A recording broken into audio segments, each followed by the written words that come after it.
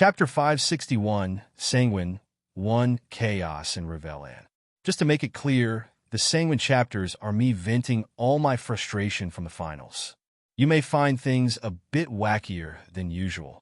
The myriad realms of Revelry, or simply Revelan to those who frequent it, can be considered one of the busiest realms of Oblivion. Aside from Vermina's quagmire, which is visited by those who see nightmares, Revelan has an open invitation for all mortals. A merry place for excessive drinking, gambling, fornicating, murdering, stealing, or simply playing little pranks as long as there is nothing too innocent. The phrase, "What happens Revelan stays in Revelan," was not just a motto, but a firm belief.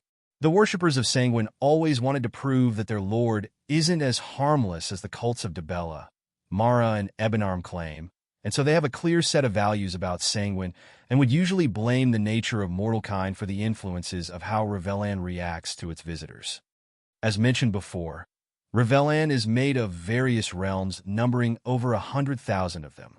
Quite the tedious task to manage all of them, but it is the specialty of Sanguine anyway, and luckily for him, he doesn't have that much control over the realm, thus it is pretty much self-managed.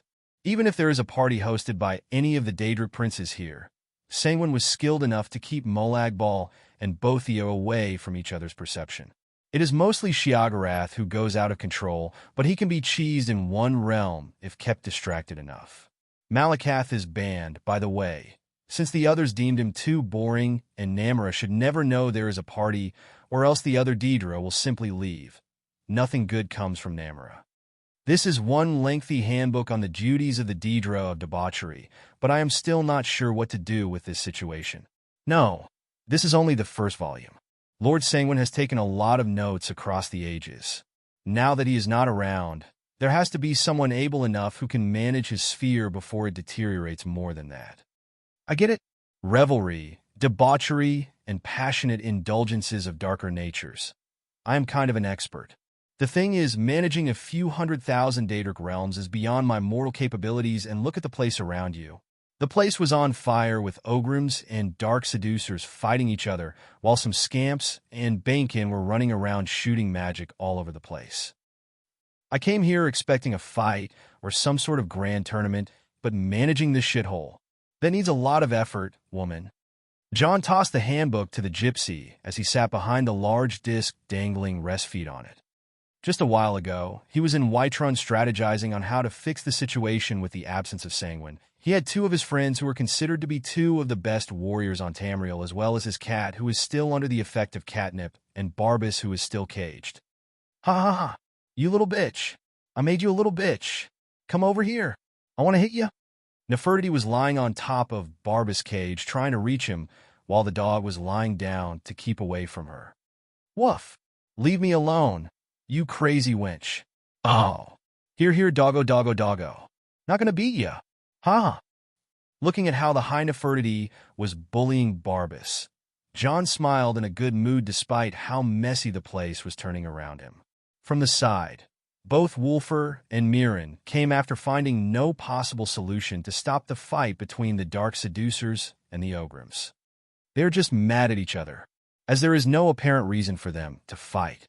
Even the ones I interrogated had no idea how the fight started. Wulfur said, there also seemed to be some sort of a measure that would stop them before they turned the situation into total chaos. That measure is absent for some reason. Mirren added, the Dark Seducer and the Ogrims didn't mix well despite how they serve the same lords in some cases.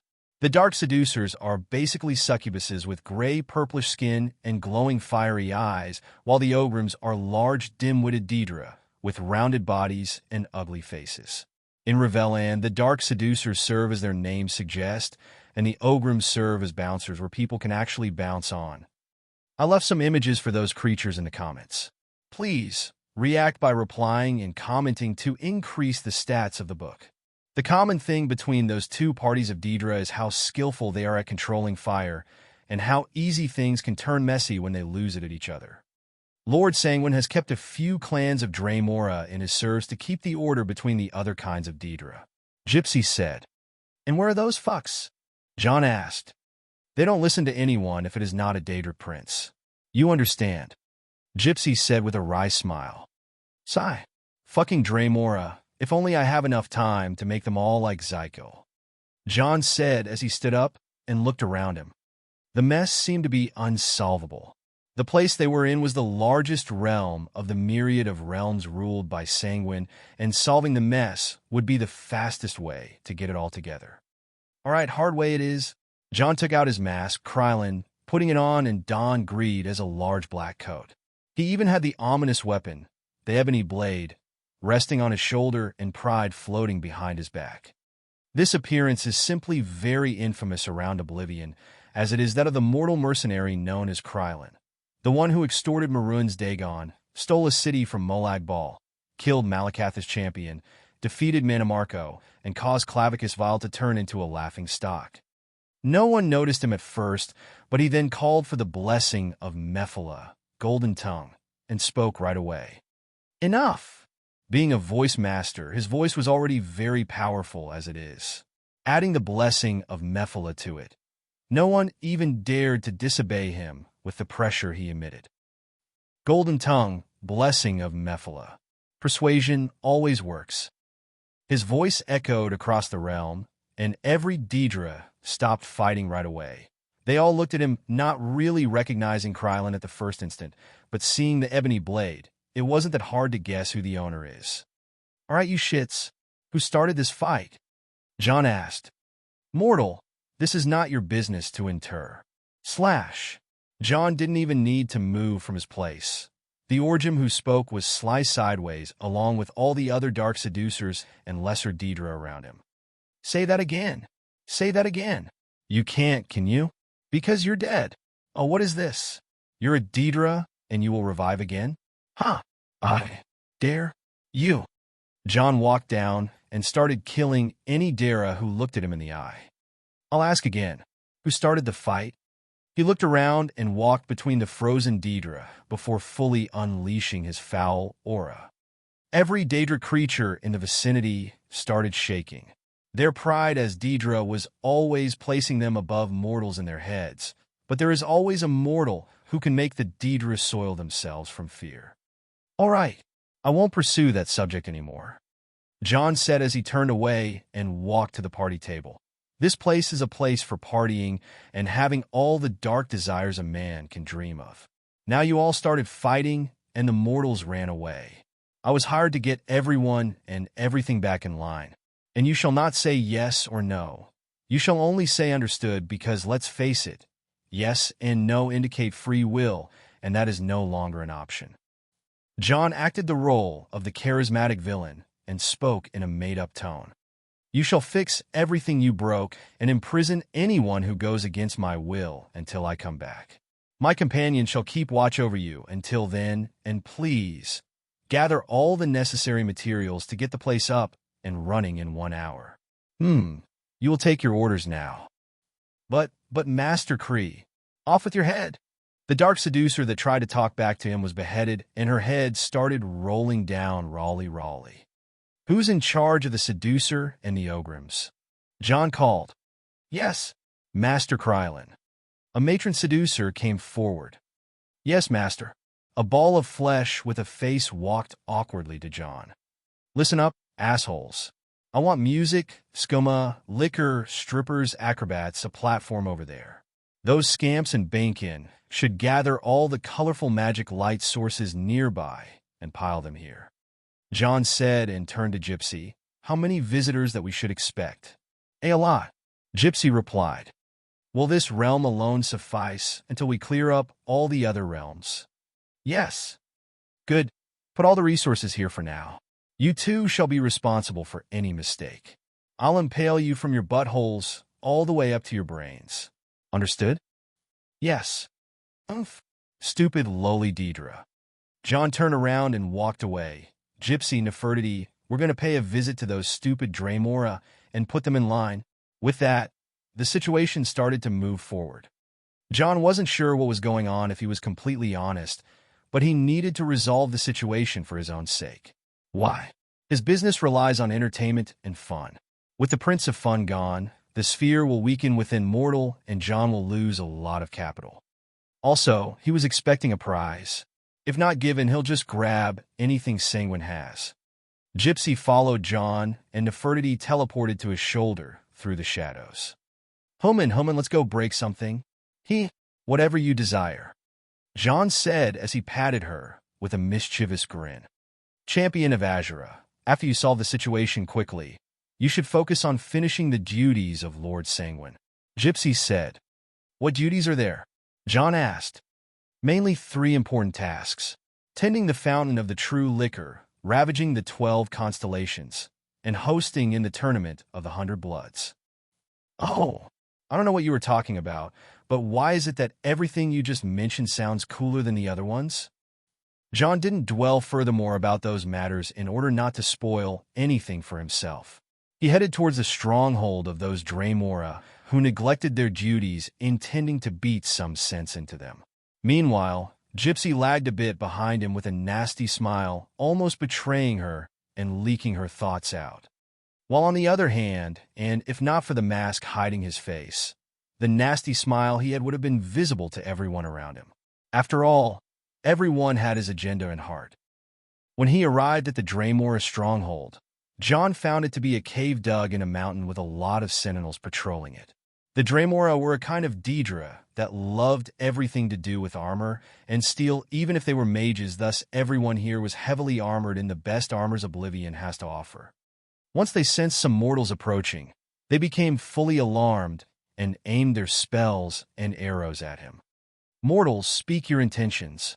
A Draymora chieftain headed his clansmen and looked down on John from high ground. John's aura showed more hostility by the second, and he spoke in a voice that caused those around him to feel the extent of his power. My name is Krylin. I manage the realm of your lord on his behest. Your rebellious actions bring you shame, Daedra, he said. Humph. On the behest of Lord Sanguine? Don't make me laugh, mortal. Ha! You already did. The Draymora chieftain tried to act cool. Shoot them down? When he ordered his men to do so, pride flew off John's side and took the highest spot in the field of view. The moment all the arrows and spells rushed towards John, pride used telekinesis and froze them all midair. The next second, all these spells and arrows were turned around towards whoever shot them. Submit to me, John demanded. Dodge! The Draymora chieftain ordered his clansmen to avoid the attacks as they rushed upon their cave.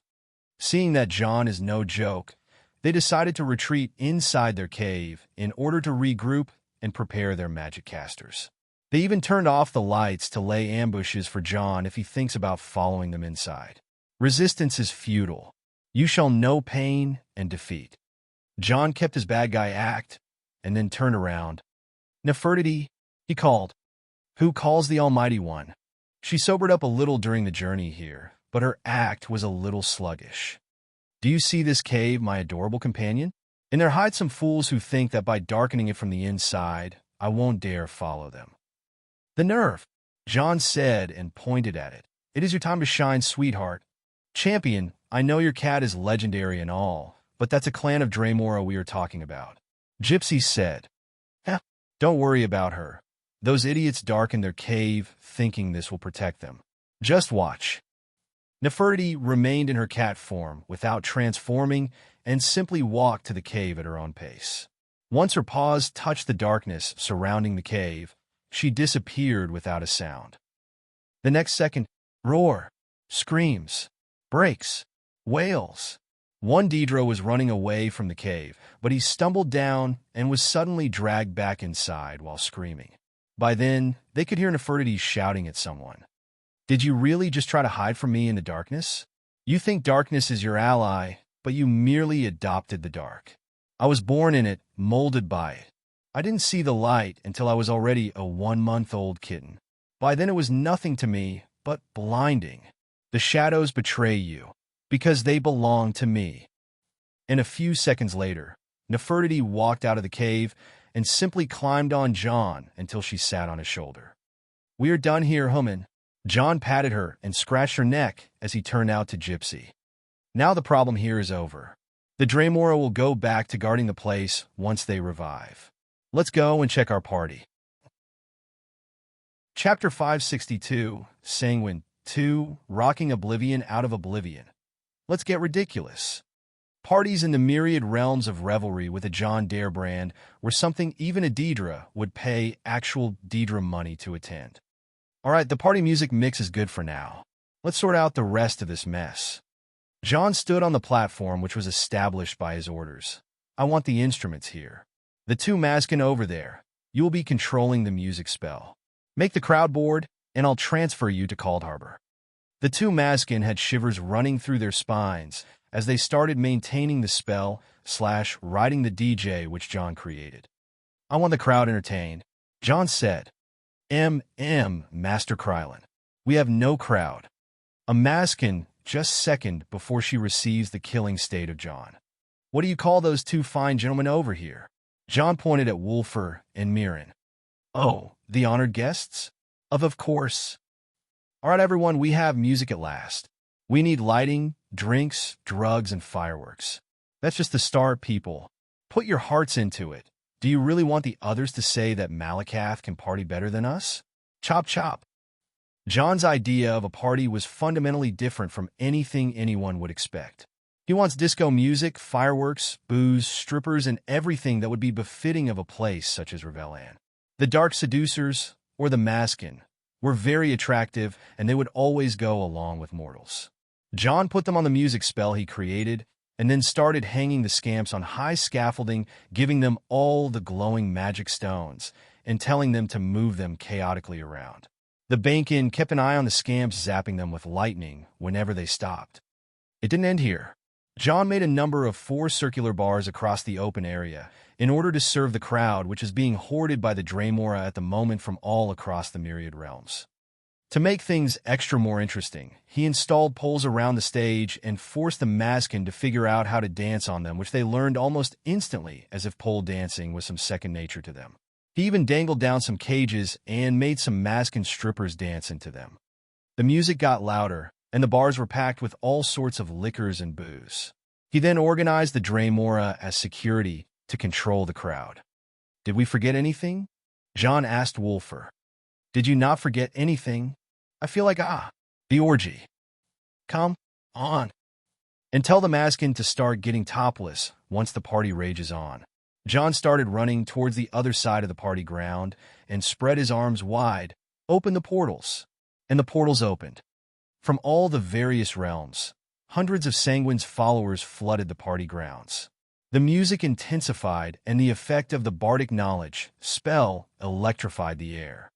The followers of Sanguine were very adaptive to parties where they started dancing and feeling the vibe right away. This is grand. John laughed as he watched the scene, getting more heat by the second. This is amazing. Gypsy joined John from the side and watched the party with a delighted smile. It is as if Lord Sanguine himself is managing the party. Oomph, you're thinking of me that much? John replied half-heartedly, while a look of wariness appeared on his face for a second. John, things are done on my end. Mirren came and reported. I'm always looking forward to your end, my friend. John winked. I'm going to unhear this. John checked out the preparations he left for Mirren and applauded the effort he put in them. What are those preparations? Gypsy asked after seeing the secluded realms, which were specially guarded by Draymora. Those are they are here. John was about to reply, but he sensed some distorting in space. Who's here? Gypsy became worried all of a sudden. The VIPs. John replied, adding a cunning laugh after what he said, making Gypsy feel more worried. He seemed to have gone and done something behind her back. Following him further away from the party, they arrived at a place where a bunch of Draymora were gathered. Master Krylin, the VIP portal is about to open. The leader of the local Draymora clan greeted John with a deep now showing both fear and respect. At ease. Let's see who arrived first. John replied, standing in front of the portal and waiting. By the next second, the portal opened and a few orcs started walking out. Ugh!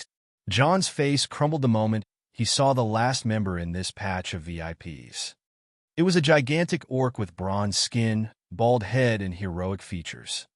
You are not welcome here, Malakath. John shouted in annoyance. The giant orc noticed John and glared at him. Mortal, did you just say I can't attend some party I want to attend? You are being insolent, mortal. The pressure of the two beings was immensely great. Malakath was in full power, but didn't even exert a tiny minuscule of his power compared to John, who was going full sicko with his pressure. You would want to fight me, mortal? Here? In Oblivion? Malakath felt like laughing and ridiculing John, but John was rather having a calculation of his own. You know damn well who this place belongs to. You know that you are no welcome here, and you know who got my back, so... John spoke directly to Malakath with a threatening tone, not backing down a bit. But, Father, let us take care of this insolent pest. One of the orcs surrounding him spoke. Our father won't be pushed around by the likes of you, human. Another orc spoke. You think you can stop our father, a Daedric prince, by your mere powers. The third orc seemed more excited than the rest. What kind of shitty Chinese fiction plot is this situation developing into? John was at loss for words, seeing all those orcs acting as if they are in some sort of thugs. And in the spirit of shitty Chinese fiction plots, the fourth orc had to just say the unholy word. You human, how dare? Indeed, it didn't need a split of a second for John to snap his fingers, and for every orc around Malakath to be swallowed in darkness and disappear. Malakath saw what had become of the orcs, and almost didn't believe he didn't feel John's energy moving a single bit. My children, you dishonorable bastard, what have you done? Malakath power exploded through the realm, but John seemed to be able to withstand it, unlike Gypsy and the Draymora surrounding him.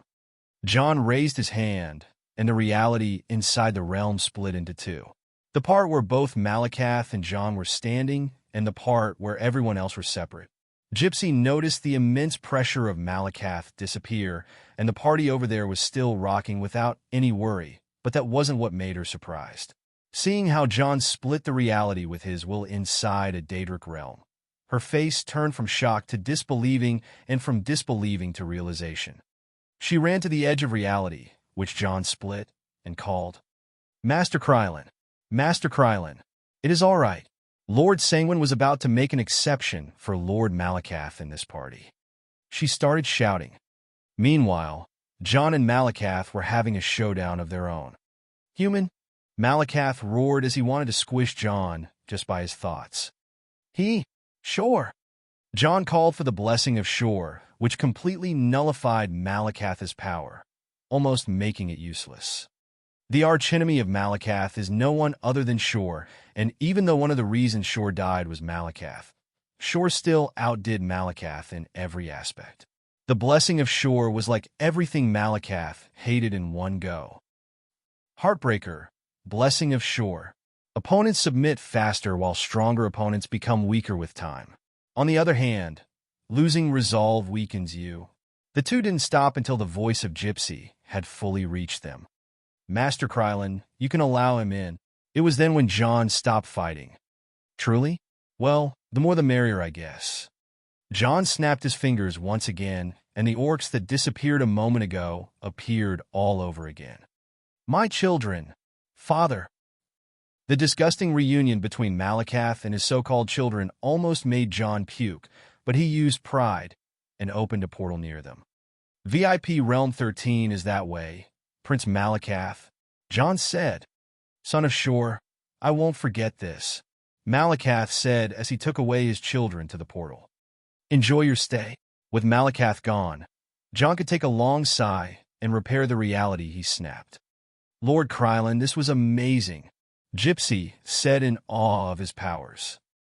Yeah, John didn't understand what she was trying to say, as pride has a very powerful ability to completely yield the reality to the will of its owner, and a pocket realm like this one is simply very easy to manipulate. By the way, what is Realm 13? Gypsy asked. Oh, you don't need to worry. I doubt the orcs can tell a party from something else. John mischievously smiled. Look, more guests are arriving. She pointed at the new portal forming not too far. The moment the portal opened, someone walked out was the moment when the fireworks started firing on their own. Uncle, nephew, did you get my invitation? I wouldn't miss it for the entire Culpa. I was near Atmara riding narwhals when they told me you were hosting this year's festival. Narwhals again? Aha! I remember telling you to mind the pointy end, and I was the one who should have heeded that advice. I ended up ruining my favorite pants. TSK, TSK, TSK, TSK. You should have invited me. I almost begged you for it last time. Ah, it was just a small practice before the Narwhals Riding Champions League. Last year's winners were the Karstagmen Ghosts, and it seems the Kamal are coming for it this year. Insufferable fools. No wonder the Monkey King is going to participate this year as well. I see a lot is happening. Indeed. By the way, I wanted to introduce you to someone dear to my heart. Shiagarath turned around and pointed to a girl following him. It was a gothic Lolita wearing a pink and black dress and spinning her dome-like umbrella that rested over her shoulder. She saw John and bent with her knees a little to greet him. John offered her a hand, and she raised hers for him, which he ended up kissing. John Dare, Thane of Winterhold, and other things. Baklava beaver tail, demi-prince of pastries. No wonder you're so tasty. I take it that you are my cousin. That will never stop me from eating all your sweet things. Baklava replied. I'll take this joke innocently. John laughed. How vexing. Mirren. And the Daedric princes started flooding in afterward. Lord Herson, puppies are not allowed in this party. I know, but this is new management. Only cats, please. We're lions indeed count. Right to the party. Lady Nocturnal, nice to finally see you. Looking good as usual. Go right in, Uncle Shio is snorting skooma over there. Yes, that big cat is him. Lady Vermina, leave the drugs at the bar. We'll be taking care of distributing it. Happy party. Lady Meridia, no shouting. My ears are still sensitive, damn it.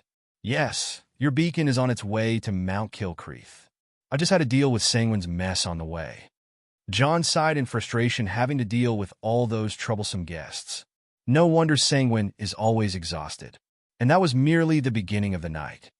Another portal? Gypsy called. Oh, fuck me. John sensed the portal and felt 3 great presences. Who walked out were 3 tall women.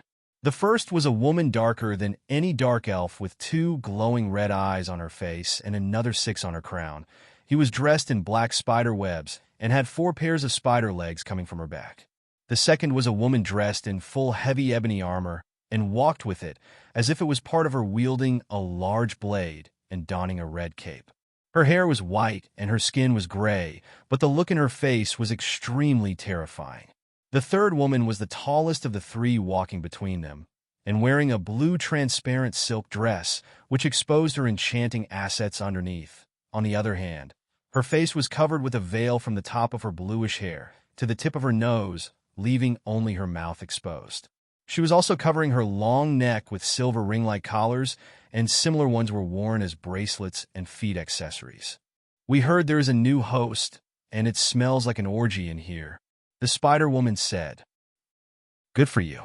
Now go and spread your legs somewhere else. The woman in steel replied. Doth never starteth troubleth, mineth fellows, for I cameth to behold death the champion of ours, most wondrous Azura, hosting a party from which I feeleth quite the valorous vibes.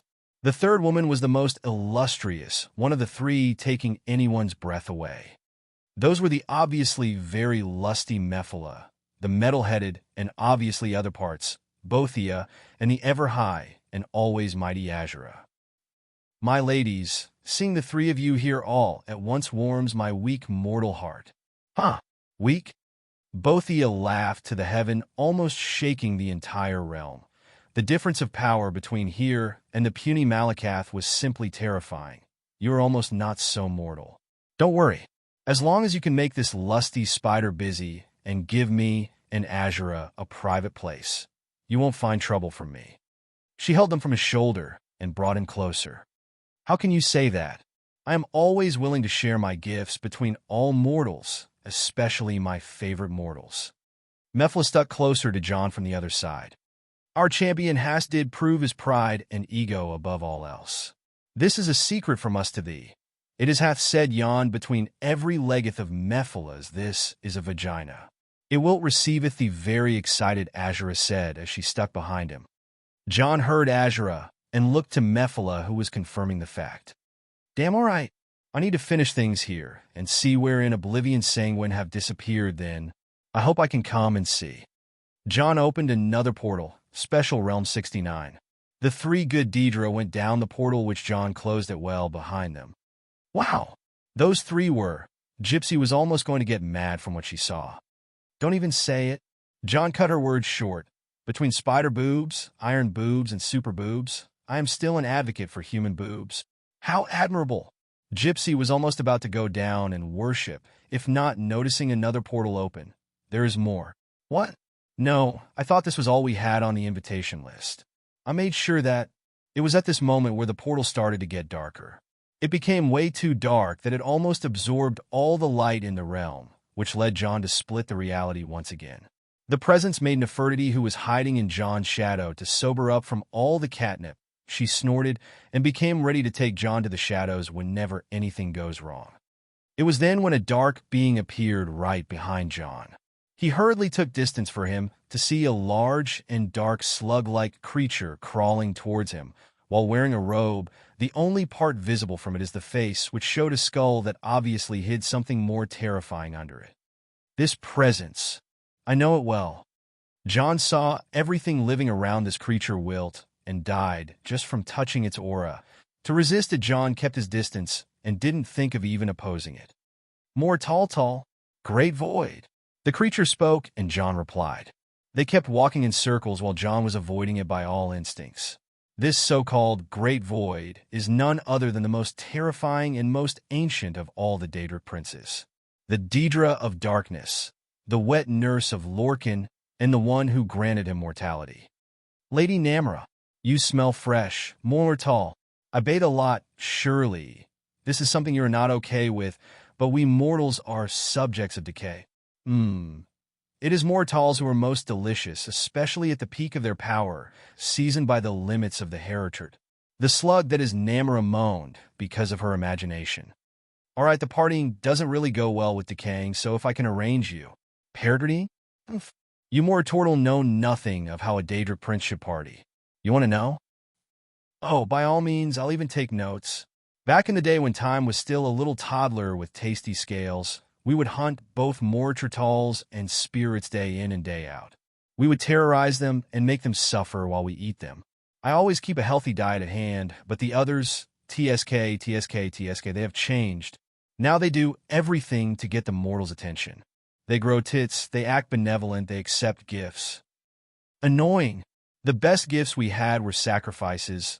The best actions we did was consumption, and the best things we grew were claws, fangs, and more limbs. She said while baring her claws, fangs, and extra legs from the side. Oh, old-school Daedric parties were so chill. Yes, as I was telling you. You know what, I may have just a thing for you. A pocket realm filled with dirty, smelly mortals that need to be eaten. Truly, I am a man of my word, Lady Namra. Oh, you are much more considerate than that Brererit Sanguine. He only cares for tits. Huh. I know, man, right? I'll just have to find him and get this day over with. Don't worry, mortal, Sanguine never strays too fair from parodies. That's your portal, Lady Namra. John opened her a portal, which she inspected before entering. She then laughed hysterically as she crept through it.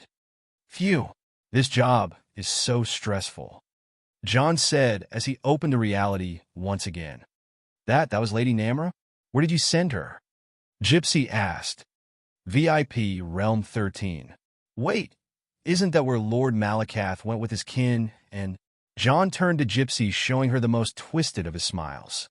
Exactly. Chapter 563, Sanguine 3, Fountain of the True Liquor. So we got the party up and running. You said there are 3 other things that need to be done. The party?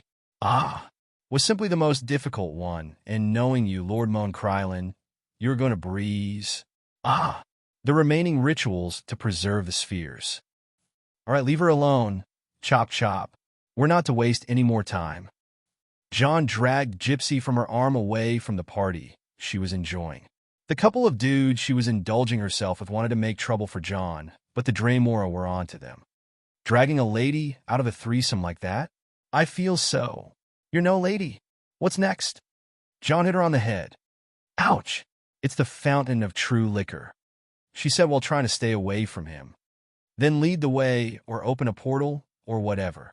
All right. So impatient. She wasn't willing to leave the party just yet, but John felt a little bit impatient. She headed out to open a portal to the next task he needs to finish in the stead of the Prince of Dark Desires while he waited for her. As he lagged behind a bit, he tapped with his foot on the ground twice, and Nefertiti appeared on his shoulder. You're sober, girl? Yes, Hummin. Listen to me very well. I want you to take both Wulfur and Mirren outside this realm. There is a portal back home I prepared in secret. Mirren knows where it is.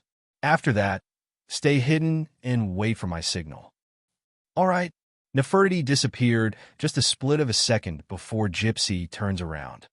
You were saying something, Sugar? I wasn't saying anything, Sugar. He walked past her right into the portal she opened and stepped in. On the other side of the portal, things were pretty damn interesting. John stood with a cheeky smile in front of the sights he was seeing as they turned to him. All right, the smell is insinuating. Can someone tell me what exactly I should be doing here? I'm thinking it will be a lot of bending them over the barrel and showing them the 50 states or the myriad realms in your cases. He winked as he bent over to tease some of the beauties who were swimming in a pool. Welcome, Lord Krylin, to the fountain of the true liquor. Do you like what you see? Gypsy came from behind John and stuck her naked body to his back. I do, this is grand, he said. He was in a realm between the stars. A large fountain in the center filled with liquor and girls, an endless number of them. The smell of this realm was not normal, as it smelled like a strong liquor that can make anyone drunk the moment they drew in a breath. What exactly is this place? John asked. As expected, you aren't even affected one bit. You were getting hard, though. You never even got a little bit hard with all the nude seducer in the party. Gypsy said as she was feeling out John's Lightbringer and burying her face in his clothes, gradually getting drunk by the effect of the realm.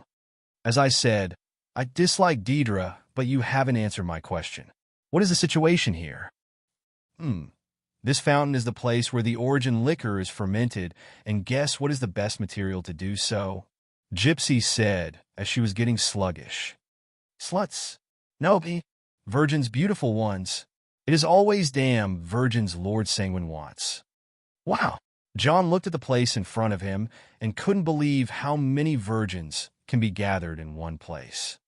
How many girls did Sanguine kidnap? Kidnap? Nope. They are all faithful. Any maiden who wishes her virginity to be undone by Lord Sanguine offers herself and gets taken here to be a maiden forever. Some of these girls are hundreds of years old, and they're still 18. At the end of every festival, Lord Sanguine chooses one of them to fulfill her wish and gives her a wonderful boon. I love that choice of words, but damn, some of them are older than Grandma Barry at this rate. You will be doing the ritual in the stead of Lord Sanguine this year. Champion, now show us your infamous boon. Gypsy knelt between John's legs and started rubbing her face against him like a bitch in the heat. Gypsy, I remember warning you not to try to pull any move on me. John kicked her away. Why am I doing any of this? Gypsy got up after being kicked with a masochist smile, as if enjoying it. You are no fun, she said. This is a very important step, or part of whatever. This place makes people drunk, but when Lord Sanguine made the immortal wine for you, he drew a lot of power from this place. Now, many of the girls here are starting to become sober, and this is making the world become sober. Now you must make them go drunk once again by driving them all into a strong and intense euphoria. Do that, and you will restore the sphere of drunkenness. You should have just started with that, John said, and started to remove his shirt. Remember, you are playing the role of Lord Sanguine. You must make them all reach orgasm while keeping them all virgins. Gypsy said, and the effect of the realm made her pass out afterward. John started thinking of how to do that. Not that he doesn't know what to do, but which method he should use. He can just use pride and make them all come to orgasm without touching them, but there was one thing that showed a reaction to the realm. Lust, you want to come out and play? John asked. Lust started to vibrate and expressed its desire to go out and play with all these women. John simply smiled and nodded. Just give me a second. Greed. Remove all my clothes. Greed, which was covering John as a coat, changed its form and covered John from head to toe before retreating back with all of John's clothes inside the cube. What remained was John in all his glory. He walked forward to the fountain and stepped on the marble surrounding it. The place was made in the imperial style with white marble and statues of women surrounding the place. It felt worthy of Sanguine. Once the girls bathing in the liquor saw John walking at them, they all came with bowls of liquor from the fountain and surrounded John.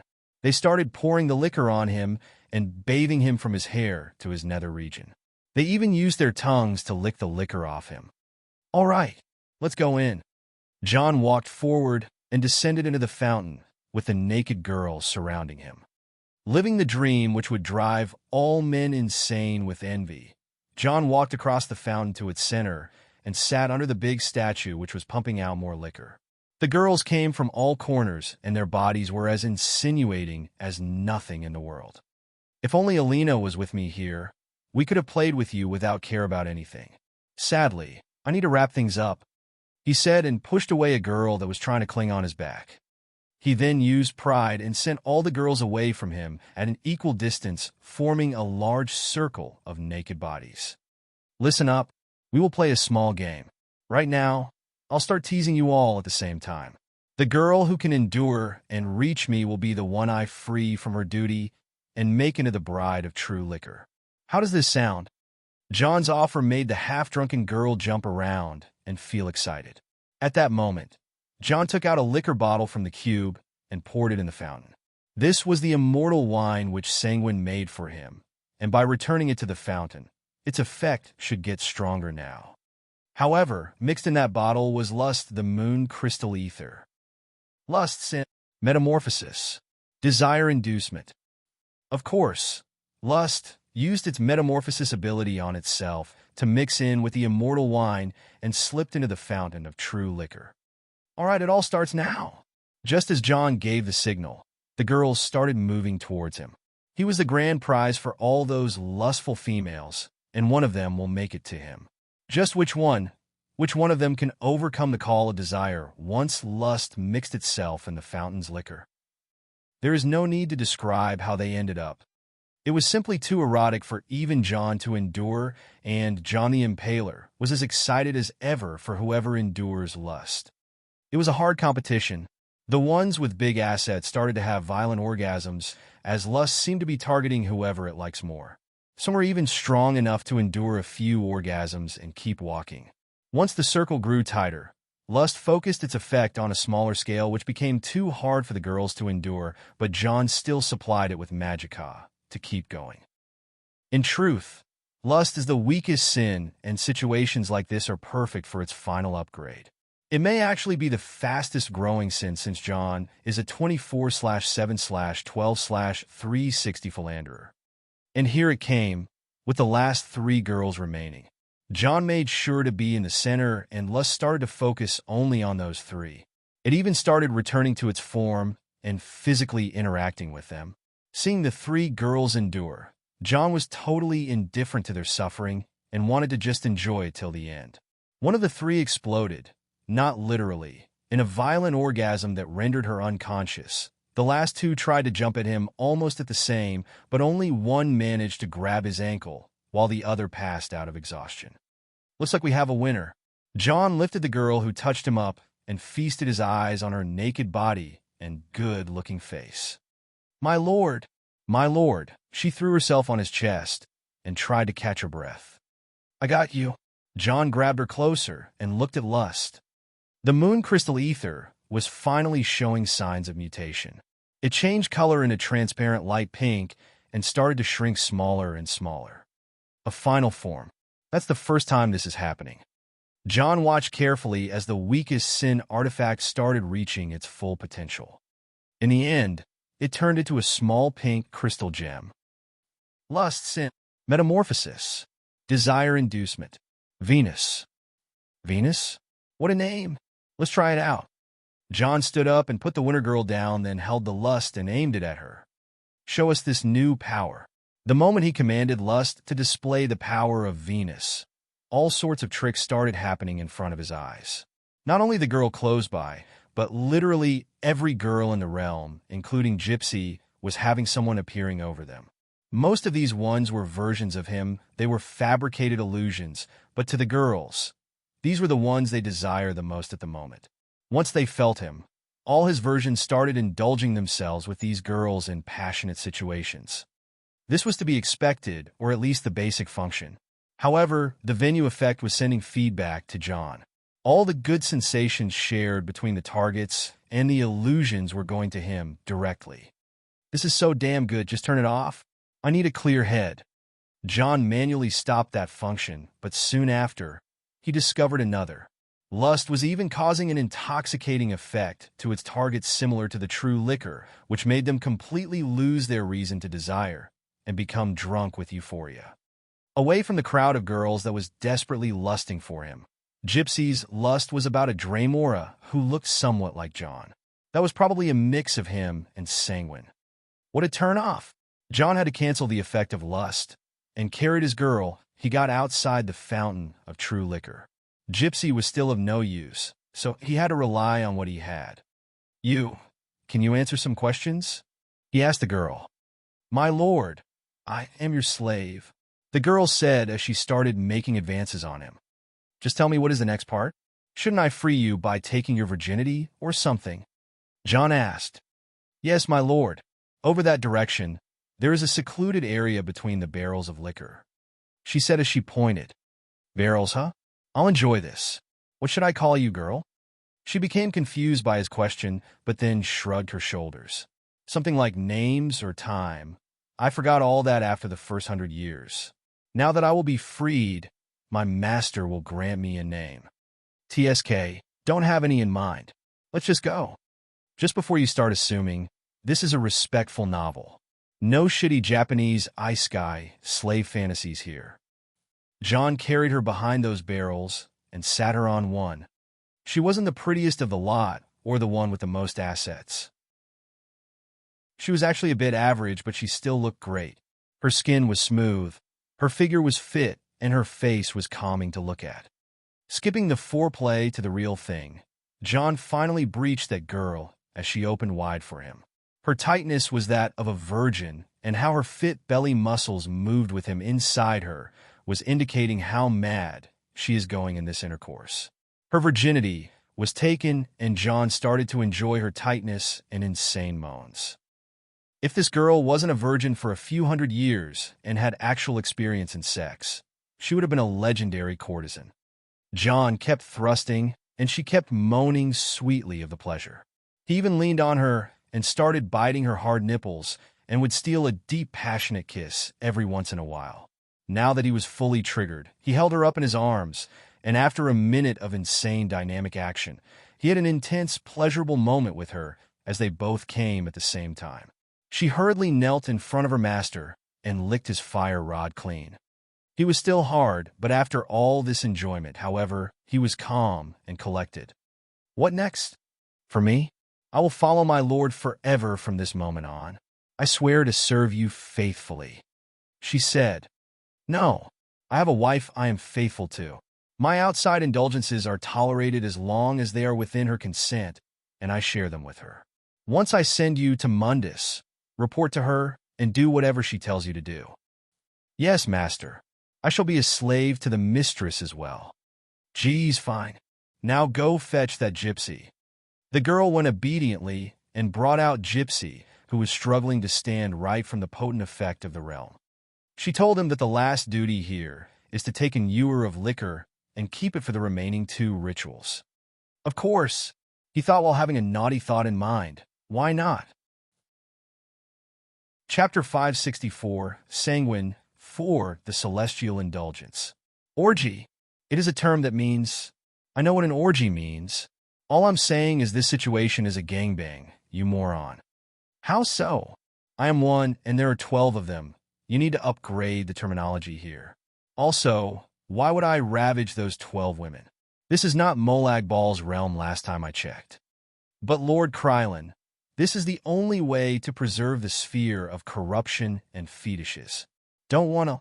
I beg of you. The second stop was by far the most disturbing one John had to make. It was called the Celestial Battlefield, and it wasn't in any way a battlefield. The ones waiting for him, there were 12 women of extreme beauty, wearing the most exposing of clothing. The moment John saw them, he said, "Wow. So this is where all the skimpy, slutty armor mods I downloaded ended up." This celestial battlefield was also a realm that directly met the open space, just like the fountain of true liquor. Those 12 women were the only ones around, and each had a certain name. The warrior is a tanned redhead wearing bikini armor and holding a dull sword that she obviously can't even use. The thief is a brunette woman who came topless except for a quiver strap that covered a nipple and a short blade strap that covered the other, all while holding a bow and an arrow that were obviously toys. The mage was the one John liked the most since she is a blonde wearing a one-piece bikini, which John thinks to be superior to other forms of bikinis. She was holding a staff that had no gem on it. Aside from those three, the rest were the lord, the lady, and the steed standing behind the warrior, the lover, the shadow, and the tower standing behind the thief. Finally, the ritual, the atronach, and the apprentice standing behind the mage. Each of the 12 women here corresponds to a constellation of stars, and you, Lord Krylin, correspond to the 13th constellation you are familiar with the most, the serpent. After all, it is your birth sign. Gypsy said. Yes. In culture, the three guardian constellations are the warrior, the thief, and the mage, and they protect their charges, the rest of the constellations, from the constellation that seeks to swallow them all, the serpent. I can already see where this is going. Indeed, Lord Sanguine is the lord of dark desires, and what is greater than the dark desire of the serpent to swallow the other constellation? Compared to the other two rituals, this one focuses on how Lord Sanguine delivers his gifts. In other words, I must do it with the warrior, strip the lord of her power, ride the steed, and show the lady who's boss, then do the same with the other two groups. Yes, you must ravage them all into submission. The gifts of Lord Sanguine should make those women surrender to their desires in the most heartbreaking way possible. Just try not to kill many of them. Nah, I don't feel like doing it to begin with. They can't even fight back. John refused. Oh, actually they can. Look over there. Gypsy pointed to the warrior and winked for her. The warrior went and knelt in front of the lord, who gave her a ceremonial accolade by touching both her shoulders with a sword. All of a sudden, the warrior started gaining a lot of power and became nothing like the wuss she was before. She then injured herself intentionally and then turned to the lady, just by sharing a passionate kiss together. The warrior's wound disappeared like it never happened. The last was the steed, who pointed at the warrior and pointed at another location, causing the warrior to teleport instantly. This is awesome. John felt excited seeing that. The warrior gains power from the lord, heals by the love of the lady, and moves around using the stead. The thief gains advantage on the tower, hides in the shadow, and heals by the lover. The mage gains power from the ritual, heals by her apprentice, and channels even more power through the atronach. Gypsy explained how it all works. This is fun. I still can kick their asses, though. John said, "Fu-fu-fu. Of course you can. That's why there are rules." I'm listening. The ritual is based on taking turns between you, the warrior, the thief, and the mage. Each turn is limited to one action in which they can use the powers of any of their three charges. The rules regarding you are that you can't take all of your items in the ritual and must go in naked. You have the chance to choose 3 of the items you own, and as an advantage, you have the ewer of true liquor from the last ritual, as well as the girl you freed. The liquor can heal you, and the girl can do your bidding. I see. That's understandable. John thought for a while, then nodded. All right, I know what to do. What are the items you will be using? Gypsy asked. My staff, which I call pride, a gemstone, which I call lust, and a lucky coin. Also, the girl will be carrying the ewer. I don't need it. Suit yourself, Gypsy said, then handed John a handful of dice. Roll for initiative. HM? Sorry, what? 8. Warrior. 11. Thief. 18. Mage. 10. John. The mage starts. Gypsy. Wait. John said, I have a feat called Old Man's Coin, which lets me re-roll for initiative with advantage after flipping this coin. John. Whatever. Gypsy. 20. John. The serpent may start. Gypsy. I will cast Tentacles Hentai on the mage. John. That's not even an actual spell. Gypsy. Pride can cast anything. John. Roll accuracy. Gypsy. 18. John. You hit. Roll for damage. Gypsy. 20. John. The mage is dead. She will be revived in the next round by any of the charges if they survive this round. Thief. Your turn. Gypsy. Shouldn't they roll death saves? John. That's not a normal rules battle. Thief. Gypsy. The shadow will send me behind the enemy, and I shall strike him with my dagger from the back. Thief. And you appear behind the serpent. Roll for accuracy. Gypsy. 12. Thief. What's your armor class, serpent? Gypsy. I'm naked, but it depends where the hit lands. John. So let's call this a hit. Thief. Roll for damage. Gypsy. 13. Thief. You do 13 damage to the serpent. Gypsy. Wait, did that attack just land on my butt? John. Why? Yes. Gypsy. My butt has maxed armor class. John. What? Thief.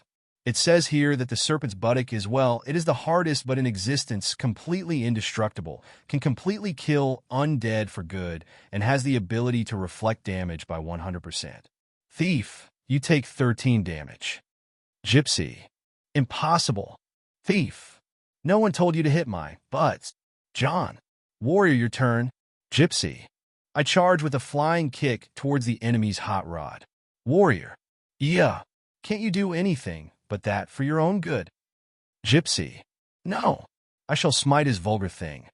Warrior. Roll for accuracy. Gypsy. Art. 10. Warrior. You miss. Be thankful for that. But on the other hand, you land directly under the serpent and gaze at his magnum opus up close. This is so big. Warrior. Serpent, your turn. Gypsy. I cast Orgasmic Burst around me. There is no accuracy for that cause its AoE. I have 10 on psychic damage. John. Everyone takes 10 psychic damage and enter a state of to erotic euphoria except for the warrior and the thief who have immunity against mind manipulation. The mage resurrection is interrupted for this round since everyone is now stunned in orgasm. Third round. Serpent. I guess you are up again. Gypsy. I use Lust S ability, Venus, on all the charges and seduce them to join my side. John. What is wrong with this ability description? Inside a Daedric realm, which belongs to the Daedric Lord of Dark Desires, lust attacks are unavoidable and unlockable. Gypsy. That's lust for you. John. Of course it is. Damn it. You have all the charges on your side now. The warrior and the thief have no one left to protect, and the mage is permanently dead. The serpent has... Gypsy. Wait. John. What? Gypsy. Ritual. I want you to revive the mage. John. Yes, my lord. Ritual.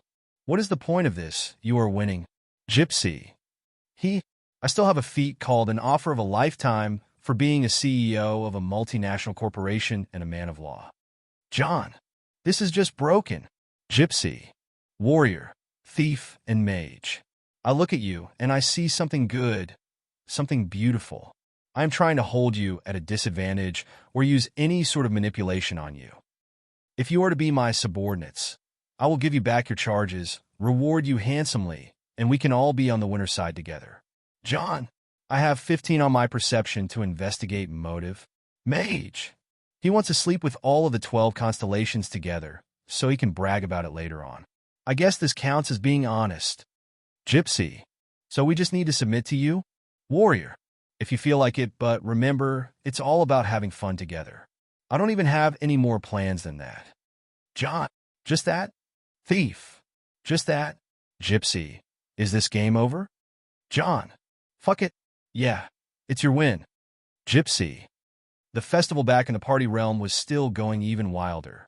The Daedric princes resided in certain pocket realms and abodes overlooking the party realm.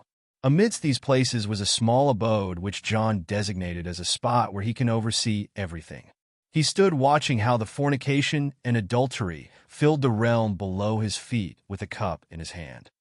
"This quest is turning way better than the one it was supposed to be," he said as he gestured for the nameless girl he picked to fill his cup. "You have managed to create a splendid party, my lord.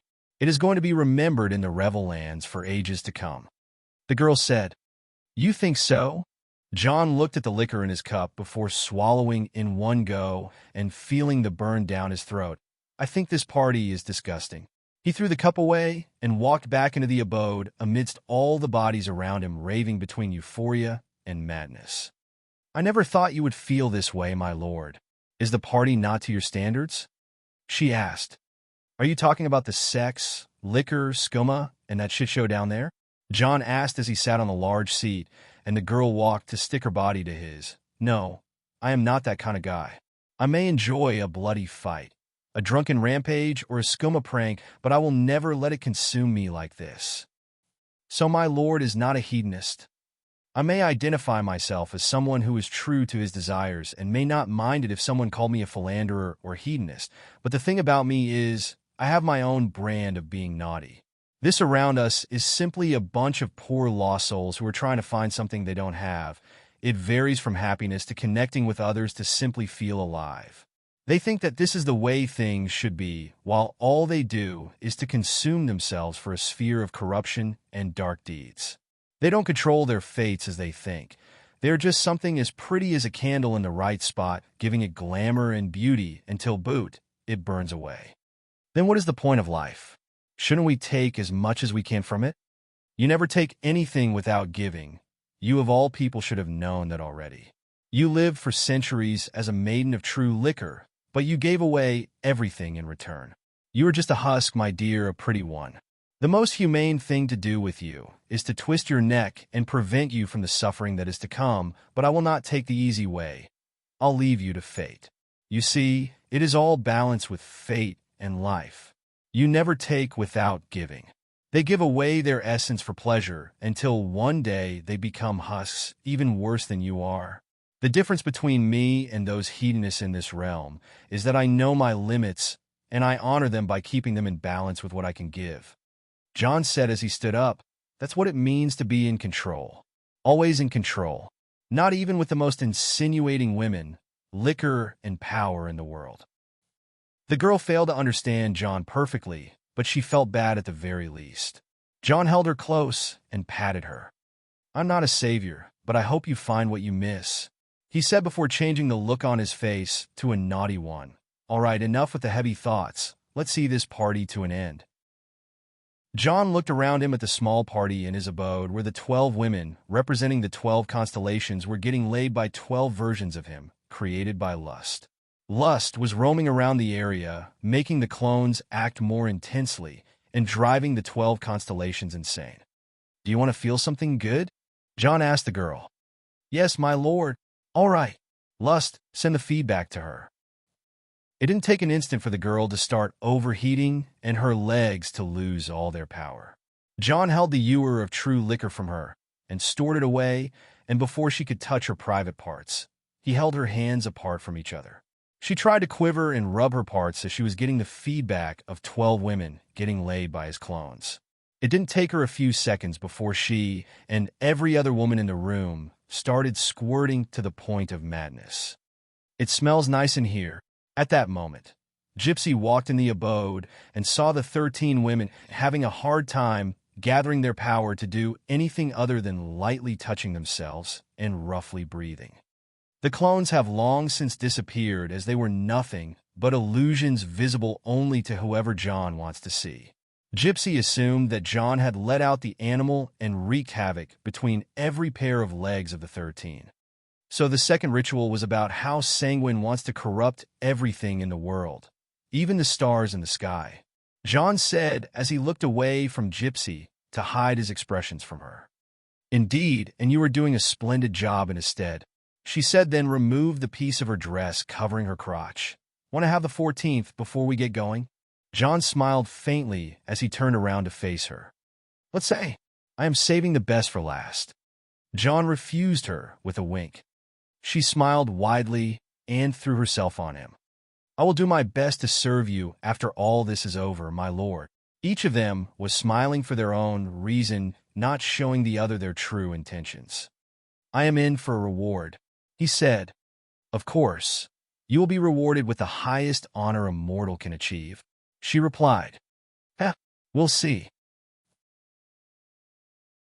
Chapter 565, Sanguine 5 Tournament of the 100 Bloods. Is this where it all ends? John looked around the place that has the vibes of a slaughterhouse. Every Daedric prince has an ugly side. Our Lord Sanguine is not an exception to such a rule, and we fully admit it as his devotees. Gypsy said as she guided John to the center of the realm. This place is a realm that hosts the worst amidst our ranks. The misfits even we shun, and the ones who make us a bad name. Sadly, Lord Sanguine gains their loyalty and holds their sphere, thus it must be maintained for the sake of the return of our Lord. She said the last part while sticking close to John and passing her hand on the beast between his legs. Well, I'm most thankful that I'm now dressed, John said while pushing her away. Now, what do I need to do? She shamelessly returned close to John as she started guiding him further in. First, you should meet the subjects in this realm. The realm was ominous for some reason, as it felt heavy with the smell of blood. It is called the Sanguine Glades, taking the form of a vast forest with rough terrain and a lot of dangerous spots. Once the team of 3, John, Gypsy, and the nameless girl, arrived at a certain spot, a few figures started to emerge from the surrounding thickets and from behind the rocks. High Priestess, it has been a long time. Your legs are still long and fresh. Are you sure you don't want to be part of the fun this year? One of the men spoke. John looked around and saw nothing but a bunch of men and women heavy with the scent of blood. The looks on their eyes, along with the smiles on their faces, may look calm and collected, but he can see the demons dancing in their shadows. The ways they look, walk, and talk were those of degenerates who get off on the suffering of the weak. John felt disgusted by that kind, but Gypsy replied to them normally. It is nice of you, gentlemen, to keep thinking of me like that, but I would appreciate it if you hurry up and get today's business over with, she said and turned to John. Lord Krylenher will be the host of this year's tournament of the 100 Bloods. He smells fresh. Nothing feels sanguine about him. One of the men said as he walked closer with a pervert glare at John before he turned to the nameless girl. On the other hand, this weak little lamb seems like prime quality. Gypsy was infuriated like a flare after hearing that man, but it was John who handled him. With a simple stare as the man was walking towards the nameless girl, pride quietly floated, and out the blue, the man started melting. Seeing an actual living man melt as he still walked was one of the most traumatizing scenes ever. The girl ran behind John, and the melting man kept unknowingly walking until he was nothing but a still skeleton. This wasn't even the end of it. John used necromancy over this human mess, and the skeleton merged with the mess, which once was its flesh and organs, getting all reconstructed together into a formless spawn of filth and bones. The monstrosity that he created was something out of the realm of his imagination, a literal piece of his mind, a place no one wants to ever experience. How is that for a sanguine? John said, without even turning around to any of those maniacs. The word sanguine has double meanings. The first is optimistic, especially in a difficult situation, and the second is bloodthirsty. It only took just that to prove who is the alpha maniac. Nothing more is needed to put those cowards in their place. Lord Krylen, this reduces the number of participants in today's tournament to 99. Gypsy said, can't we summon one more, or just continue what we're doing with what we have? He asked. No, this is the sphere of bloodlust we are talking about, she replied. Well, all we need is a replacement. John looked at the bloody mess he made, then asked, explain this tournament of 100 Bloods. As you command, Gypsy replied. The tournament is about the indulgence in bloody situations. Those around you are some of the most experienced killers in Tamriel. I can teach a few children how to hold a sword for a week, and they'd haunt those so-called killers to the ends of oblivion. John laughed. Of course, have you heard about any of those killers targeting anyone who is not a woman or a child? Those cowards wouldn't dare to even look straight to a real man in the eye. Meh. If this is the last thing, let's just get it over with. How are we supposed to proceed? John asked. There are a total of 100 victims that will be released in this realm. Each of the 100 killers will choose one and show their skills in tracking and killing in the most violent of ways, and one will be chosen to win the favor of Lord, Gypsy said, but John interrupted her.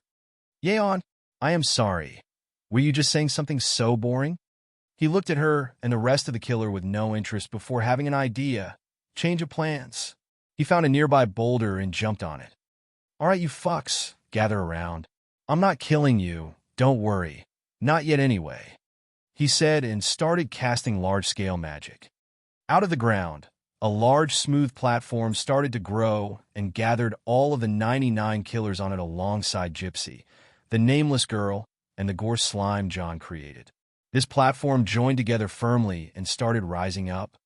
Ladies and gentlemen, welcome aboard to the actual and fun tournament of the 100 Bloods. Now all of you motherfuckers have come here to prove that you are the best killer there is. But I find one thing very lacking, and that is an actual challenge.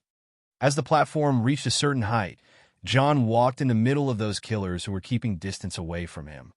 Now, I trust that all of you brought the tools of your trade. Let's see, nails, blades, swords, razors, chains, robes, clubs, poison, oh-ho-ho. Some of you even brought magic scrolls. How insightful. All right, John said and raised his staff. I am confiscating everything. All these tools and equipment were gathered in a floating pile by telekinesis, leaving their owners in a messy state, almost losing their confidence. Come on, don't be disheartened. I'll give them back. Actually, I'll give you more tools from my arsenal like crossbows, staves, you name it. I'm just aiming for quality, that's all. He indeed added a few worthless items from his cube to the pile and slowly brought them down the platform. He didn't put them down, but rather, he opened a large hole in the platform. Whoa, get back! The killers saw what is under the platform and all started running back right away. They didn't really feel that before since John was distracting them, but the platform has significantly risen from the ground to fly at a very high altitude. A couple of the killers didn't manage to make it and fell through the hole. Don't worry, I have cast Featherfall on all of you, so you will survive the fall eventually. John smiled as he showed them how the two fallen killers landed safely without even a scratch. See? Now let's move to the fun part. The equipment I have confiscated will be... John suddenly threw all these weapons and tools through the hole, as well then randomly sent them to every part of the realm. Randomly distributed. I guess skilled killers like you won't even worry about such a thing as a certain type of tool, right? From what it seemed, the situation was about to turn into something that John will enjoy very much. By the way, I call this hole the glory hole since it is, well, your hole to glory, I guess. John turned around to suppress his own laugh and looked at them once again. Now, every one of you will have to jump down from this platform as it moves around the realm. You can simply land anyway safely, as you saw. The killers started complaining and looking among themselves, but John added fuel to the fire. By the way, there will only be one victim available in the realm, and that will be my lovely assistant over there. John pointed at the nameless girl, carrying the ewer of true liquor. As you command, my lord. She bowed to him and proceeded to take the jump without complaining. Nope, not now. John stopped her and looked at the 100 killers who were still recovering from the situation. One victim, 100 killers. Only one can emerge victorious. But they need the best tools that John threw around. This means, all right, let's send you people down there. The platform will take one turn, and those of you who don't jump at its end will be forced to jump. Chop, chop. I haven't got all day. He said, and then remember, one last thing, there I suggest you hurry to the center of the realm before a little trick I prepared starts taking effect. 1. John retreated back to a faraway spot on the platform, and the nameless girl poured him a glass of true liquor. What are you doing? This tournament is supposed to be the bloodiest of all, and you are just sending one victim? Gypsy started shouting without sense. 1. John looked Gypsy indifferently before hugging the nameless girl with one arm. She means more than just one victim to me. I quite like this girl. The sphere of bloodlust requires more sacrifices. This can't be neglected for any reason. Oh, come on, you want 100 victims? You get 100 victims, John said with a sly smile. Just watch how it plays. John pointed at the killers who were now talking amongst themselves while the platform moved. They were looking at John scared and fearful before discussing things amongst themselves. They started to split themselves into small groups and alliances while scheming what to do next. They all want to gain the favor of Lord Sanguine with the only chance the 100 of them were presented. While discussing, some of the men actually jumped through the glory hole and started landing in an area where they believed some of the tools were stored. Seeing that, the rest started to get anxious and a few jumped while others waited. In the end, every one of the killers, including the gore slime, jumped off the platform. Gypsy watched from above, curious of how things will unfold, but she didn't need to wait that much. Scream, slash, choking, torn apart. What sort of madness is this? Seeing Gypsy getting all pale over such a little thing, John simply stood beside her chugging his true liquor cup.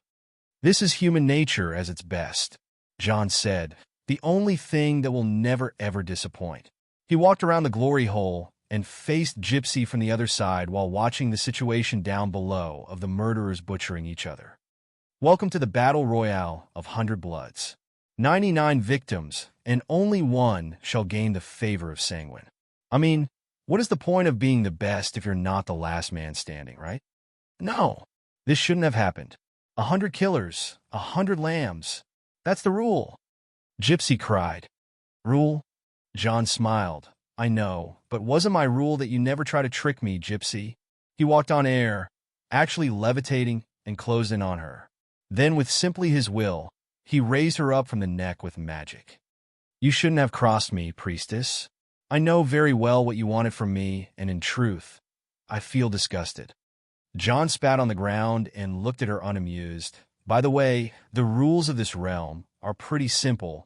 It only requires 100 violent kills regardless of the method or the identity of the sacrifice. I started it with turning one man into a spawn of his innards, and the killers are doing the rest on their own. I even pretended to be adding a single lamb for one single winner, but let's see how this unfolds. It was indeed, as he said, the mayhem started to get out of hand, as almost half of the killers were now victims, but the situation was very much spread around. Well, then until something started happening at the edges of the realm. It is time, John said as sparks of lightning started striking the edges of the realm, and the dry woodland was catching fire. You madman, Gypsy said as she was still held up from her neck between life and death. Seriously? What did you expect when you were expecting? John asked her with a sinister laugh. Your plan will fail. Soon they will stop killing each other anyway, once they realize that there is no lamb to kill. She said. Now the situation has turned even worse. The wildfires around the realm spread at a terrifying speed, forcing the killers to run towards the center of the realm. The situation looked grim, and until now the lamb wasn't found yet. Do you know what is the most dangerous thing in the world? John asked. Gypsy wasn't sure whether to taunt him or resist his choke, so she stayed silent. It is hope, John said, the spine at the loudest of his voice. Announcement. The lamb will be released in 1 minute. Survive until then. John just said that and walked away, leaving the nameless girl stand alone at the edge of the hole. What now? Gypsy asked. Carefully watch. Faster than the spreading wildfires. Faster than the death looming in any place in Oblivion. The death rates soared in an instant. Those so-called teams turned on each other, hoping to get the lamb before their partners. They betrayed, cheated, escaped, hunted, and made atrocities just to remove the competition before the prize lands. And the minute passed. Only 2 participants remained. A participant that has killed more than 20 other killers on his own, and another that hasn't killed anyone at all yet. It was then when the nameless girl jumped off the edge of the hole without even flinching. It is almost over, John said as he finally let go of Gypsy. Gypsy started coughing violently for a while, then ran to the edge of the hole, wanting to see the result. There was indeed one killer roaming around the realm and away from the wildfires with a big knife in his hand, while the second one was nowhere to be seen. Meanwhile, the nameless girl landed safely, with the light wraps covering her body, flying all around. She looked so weak and innocent despite being a maiden of the true liquor, someone who lived in eternity in a drunken euphoria. The girl landed right in front of the killer, still carrying the ewer of true liquor despite the fall. She stood not knowing what to do until a large man with a twisted smile eyeing her up and down. He played with the knife in his hand, wondering which method to use to slaughter the lamb. The girl, on the other hand, noticed something else lurking in the dark behind the trees. She ignored the man, completely causing him to frown before turning around to see what's behind him. The killer soiled himself from the scare before he was caught and had his body dissolved in one of the most horrible deaths ever. He was swallowed by a formless, gigantic monster that looked exactly like. Ding, ding, ding. And we have a winner, Mr. Bloated Corpse. The formless spawn of filth and gore stood still until John descended with the platform. Simply put, this thing which John created has become almost 100 times larger than it used to be. 100 times? There is a pattern here, don't you think? John asked. Gypsy was utterly shocked seeing this unidentified monster. What is no way? The 100 Bloods? The killers? Yes, your very special all-in-one package. You monster, she said. Exactly, but it is very confusing if you call me that way. I mean, I wouldn't have hosted this grand event on my own. John walked to her, and she tried retreating, but Mr. Bloated Corpse blocked her escape. Now we have restored the sphere of bloodlust, the sphere of drunken euphoria, and the sphere of corruption. Let's talk about what you were trying to do. You were aware of what was happening? Indeed. Walk like them until they walk like you. That's the principle of mantling. I had to do the 3 rituals sacred to sanguine until I myself become sanguine. I actually noticed something was wrong when I found the Hound of Clavicus while roaming around me for a night or two. Then when I arrived here, I noticed that the realm was pretty neglected for a long time. Until I heard about your task and what happened with Namara and Malakath, I became sure that Sanguine was trying to hijack me. Pretty smart, I give him that. John revealed that he was aware from the beginning. It was all about Sanguine wanting to become one with John through mantling. If John becomes Sanguine, the dominant part will mostly be Sanguine since he is an immortal with immense power, but that didn't go this way at all. Still, John's potential may actually be greater than many of the Daedra princes, thus it would have boosted Sanguine's power significantly. But now, John had not just defied Sanguine, but he almost ruined each of his spheres without even Gypsy noticing. Just what have you done?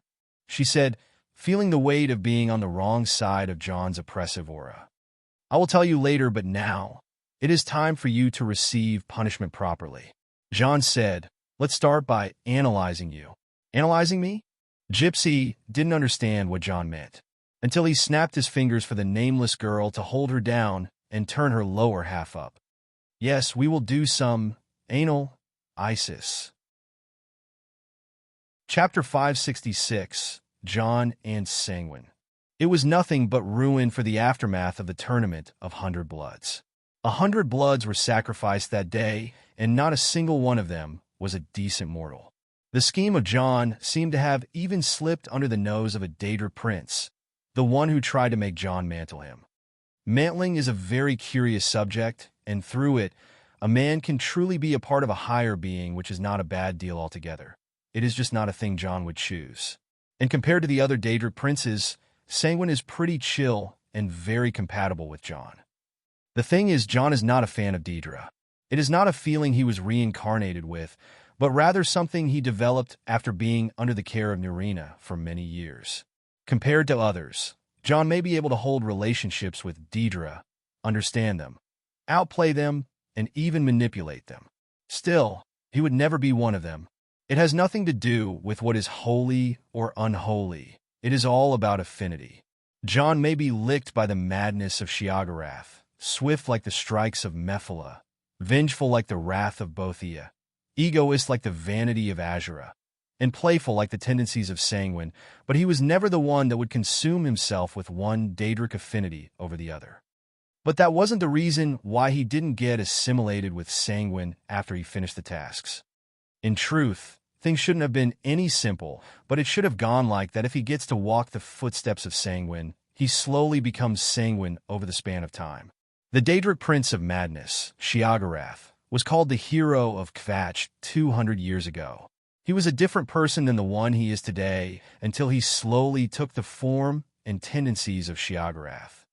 Understanding why Jon refused the illustrious offer of immortality in the shoes of Sanguine and having all the eternal pleasure of this realm is exactly like trying to understand why a little child doesn't want to eat broccoli. They don't like the taste despite the benefits and clearly would just do anything to not eat it.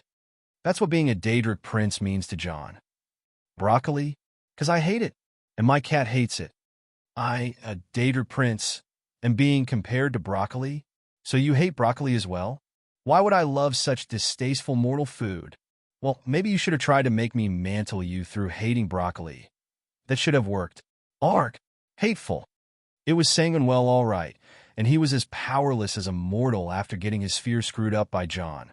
His high priestess was also screwed hard to the point where, as Jon warned, cannot stand straight. Now, I am expecting a reward, Jon demanded as he stood in front of Sanguine in the damaged realm that hosted the tournament. A reward? After all you did to me, you beast. You asked my lord for a reward? Gypsy cried while holding her pain, but... What? I have done some tremendous job. An incredible job if you ask me, but still very tremendous. And aside from cucking you with your high priestess, I think I deserve an actual reward. You little...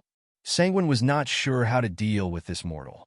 Aside from how connected he is with Sheogorath and how his scheme to swallow the fate of the fabled Dragonborn have ended, he could no longer help but suppress his rage. By all means, Sanguine said as he spread his hand, you can take my staff. With the power of the Daedric Prince gathering together, a large rose was formed in the shape of a staff. Its aura was incredible and its powers were. Put that piece of garbage away, Jon blurted out of the blue. Mortal, are you insane? This is the rose. Sanguine's rose. It's the most trash of all existence. What can it do? Summon unbound Dremora? Don't make me laugh. My fart can outdo that staff. Jon refused it right away. Sanguine's rose was pretty much one of the most useless artifacts in the game. Even though it can be very powerful in the hands of a great conjurer like Jon, he completely abhors that artifact. Mortal's insolence knows no bounds. Sanguine's anger made the realm shiver. More like Daedric idiocy, but whatever.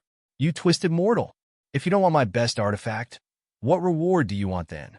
Sanguine asked. I want the threads. Jon made his demand. The what? Sanguine was taken aback all of a sudden. The threads of the web spinner. I want them. Jon said. Why? Who told you about them? Was it Mephala? Did she set you up for this? No. I happen to know through my mortal connections that the threads were collected once by the leader of the Morag Tong, but that was 200 years ago, and now they are lost.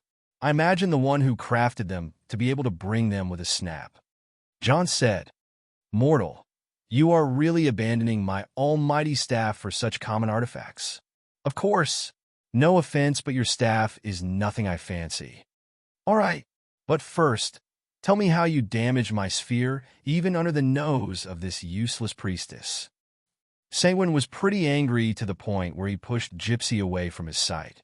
She has indeed caused him a lot of problems for not being able to control someone like Jon who follows his desires as a base instinct, or that's what he thought at first. He was expecting to fade and slowly grow into Jon Dare until the both of them slowly become one, but he found himself emerging from the sea of oblivion like any reincarnating Daedra. He tried to locate any change of his spheres and found them restored, but pretty much jumbled around. The last one affected was the sphere of bloodlust in the Tournament of the 100 Bloods. When he arrived, he found Jon teaching Gypsy a lesson in deep analysis while she was praying for him to save her. And from then to now, to fix what Jon messed up, he at least needs to know what Jon did. Gypsy seemed to have noticed Jon screwing up his spheres, which is the reason why he couldn't make Jon mantle him. The man in question himself was grinning ear to ear. All right, where to start? From the beginning, the party. Oh, that was not that much of a problem. I just outdid your style in partying. It seems that you have to keep up with me from now, party man. Don't get cocky. That can't be everything, right? To be honest, when I fixed the party, I had no intention of screwing up your spheres, if not for Lady Namara and Malakath making me notice what you were scheming. I mean, I had speculations before, but the moment you passed your orders to Gypsy to tell me to let Malakath in, I knew you are in connection with her. Regarding Lady Namara, she said you don't miss a party, so I realized you were going against your very nature to miss this party, which means you were not forced since a party can't start without your consent. You have already permitted this party to start in order for me to follow your steps and carry on your spheres. John explained. Oomph. Namara and Malakath, of all the parties, those troublemakers decide to show up on this party. Sanguine cried from frustration. What about the fountain of true liquor? Oh, that one was fun. To restore the sphere of drunkenness, I had to put all those maidens into a state of euphoria. That wasn't hard, and I did it in order to restore the drunkenness into the mortal world. I also had to choose a maiden in order to make her the bride of true liquor. That's when I started screwing up things. I didn't choose. What? But that girl, Gypsy spoke in confusion. She freed herself from eternal servitude. I held a small competition for those who want to be the bride, and all the girls competed for it. The one who won was the one who had the strongest willpower to leave. I guess she has been there for quite a long time. Heh. Sanguine laughed faintly. You have no idea. I see. Well, I also didn't drink a drop from that true liquor. John added. Impossible. Gypsy shouted. I saw you drink from it almost all the time. Was I? John asked. This liquor would have surely affected me if consumed, and I needed a sober head. That's all about the sphere of drunkenness. Oomph. What about the sphere of corruption? Sanguine asked. In the spirit of universally corrupting everything, you play the role of the serpent constellation that tries to corrupt all the 12 constellations. Then you sexually ravage those girls that represent these constellations. John said, so instead of ravaging them, I seduced them. But in the abode, they were all completely wasted after sleeping with you. Gypsy said, oh, I didn't even touch them, but go ask them and see how they will describe what they felt. John winked while speaking in confidence. But, enough. Sanguine stopped Gypsy before saying anything. The tournament of the 100 Bloods was the most obvious one. You made the killers kill themselves, and you were the one to offer the first and the 100th soul. Exactly. What a cunning mortal.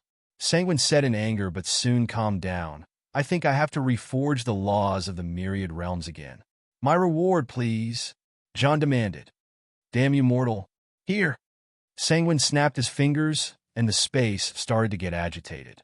In a few seconds, the void broke a few times, and some minor artifacts appeared, which were basically a few amulets, belts, rings, gloves, and a couple of boots. Pick what you want, mortal. Seeing the artifacts floating all around, John simply activated the system and read all their information. Amulet of Sanguine Enterprise. Fortify prices.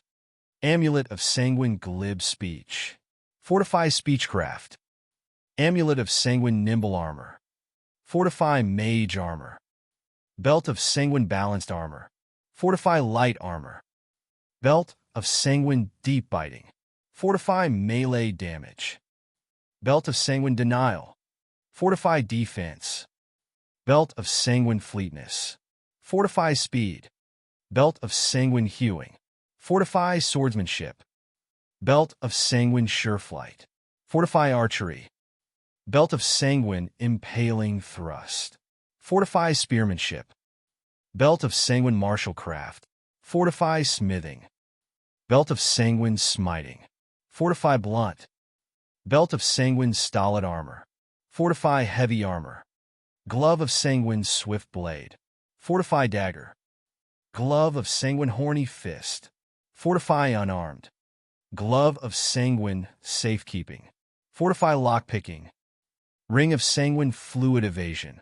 Fortify Evasion. Ring of Sanguine Golden Wisdom. Fortify Alteration. Ring of Sanguine Green Wisdom. Fortify Restoration. Ring of Sanguine Red Wisdom. Fortify Destruction. Ring of Sanguine Transcendence. Fortify Conjuration. Ring of Sanguine Transfiguring. Fortify Enchanting. Ring of Sanguine Silver Wisdom. Fortify Illusion. Ring of Sanguine Sublime Wisdom. Fortify Alchemy. Ring of Sanguine Unseen Wisdom. Fortify Mysticism. Shoes of Sanguine Leaping. Fortify Leaping. Shoes of Sanguine Stalking. Fortify Stealth. A total of 27 artifacts were on display. They were all pretty minor, but they were either created from ebony and spider silk that originated from Mephala herself. Without even thinking, John brought out a large sheet of clothing and waved it across the air, collecting all 27 of the pieces in. Mortal, what are you? Sanguine seemed to have been intending to give John just one, but the greed of a single mortal left a Daedric prince in utter awe. Thanks for your patronage. If you have anything good or more beautiful girls to give away, you know where to find me. John put the purse of artifacts on his shoulder and took the girl in his other hand, walking away. Don't be so hasty. Sanguine called. Going back on your words now? John looked back. No, I was just thinking of ruining your mood a bit. Sanguine said with a dirty smile that made John feel suspicious. What is it? He asked. Nah, not a real problem, at least on my part. But are you really sure you are taking that girl away with you? Sanguine said, pointing at the nameless girl. I am sure she knows or feels what will happen when she leaves this place. John looked between the girl and Sanguine, trying to hastily pick up what he may have missed. On the other hand, the girl had this rare look of emotion on her apathetic face. What's wrong? John asked her. Oh, how nice it is to be all mortal and puny caring for each other. Sanguine clasped his hands. This little empty shell is simply a thing that I have kept around since, well, I guess she is one of the oldest. She truly feels like leaving, after all that time.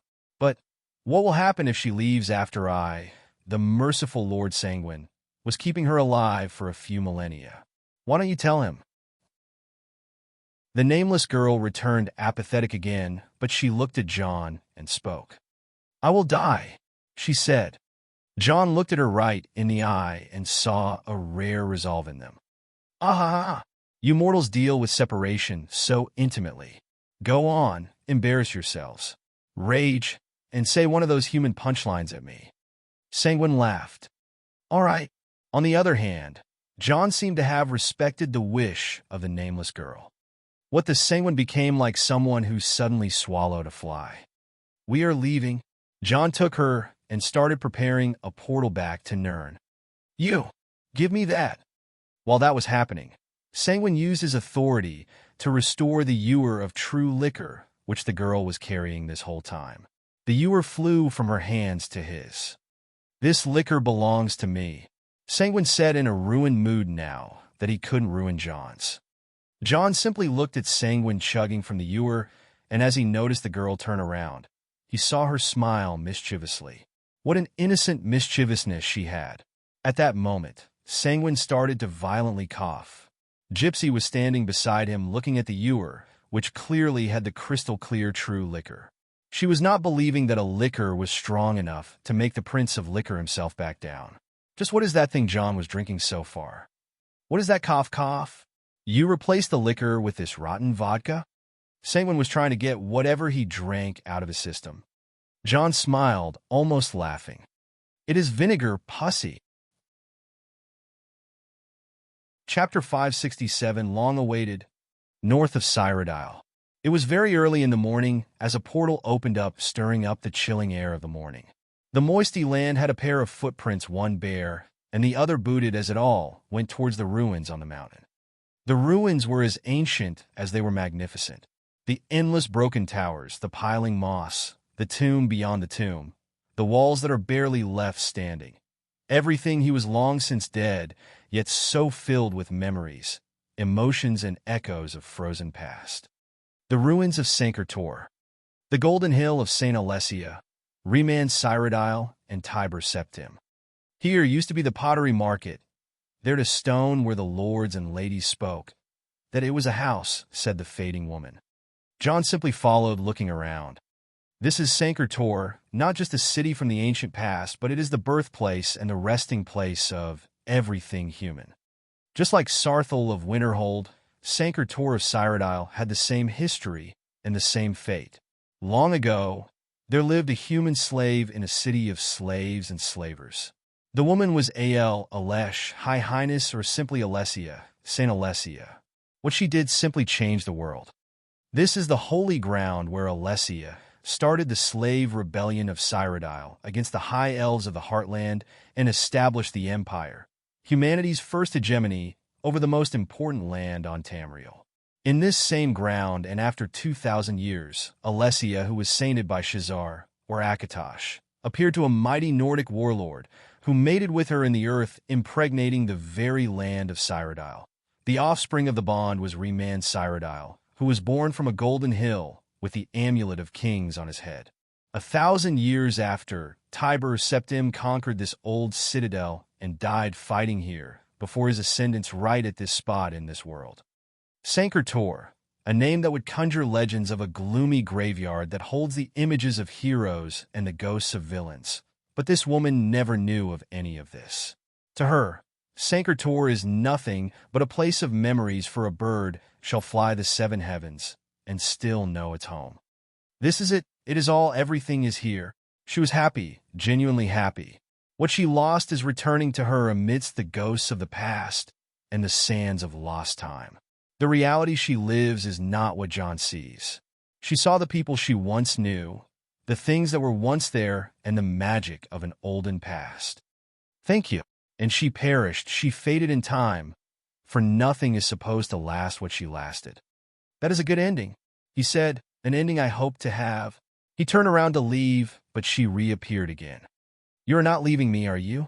John asked the ghost that returned, but he knew that was no longer her. It is his longing for purity, his redemption of the sins. You wish to take away my sin? He asked. I have 7 of them, for I am a sinner man. Take it if you wish. It is about time someone bears the damnable lust. John opened his hand, and the last image of lust, the small gem it turned to be, flew towards the image of that woman and landed on her forehead and remained there. The apparition became real, and the nameless girl became nameless no more.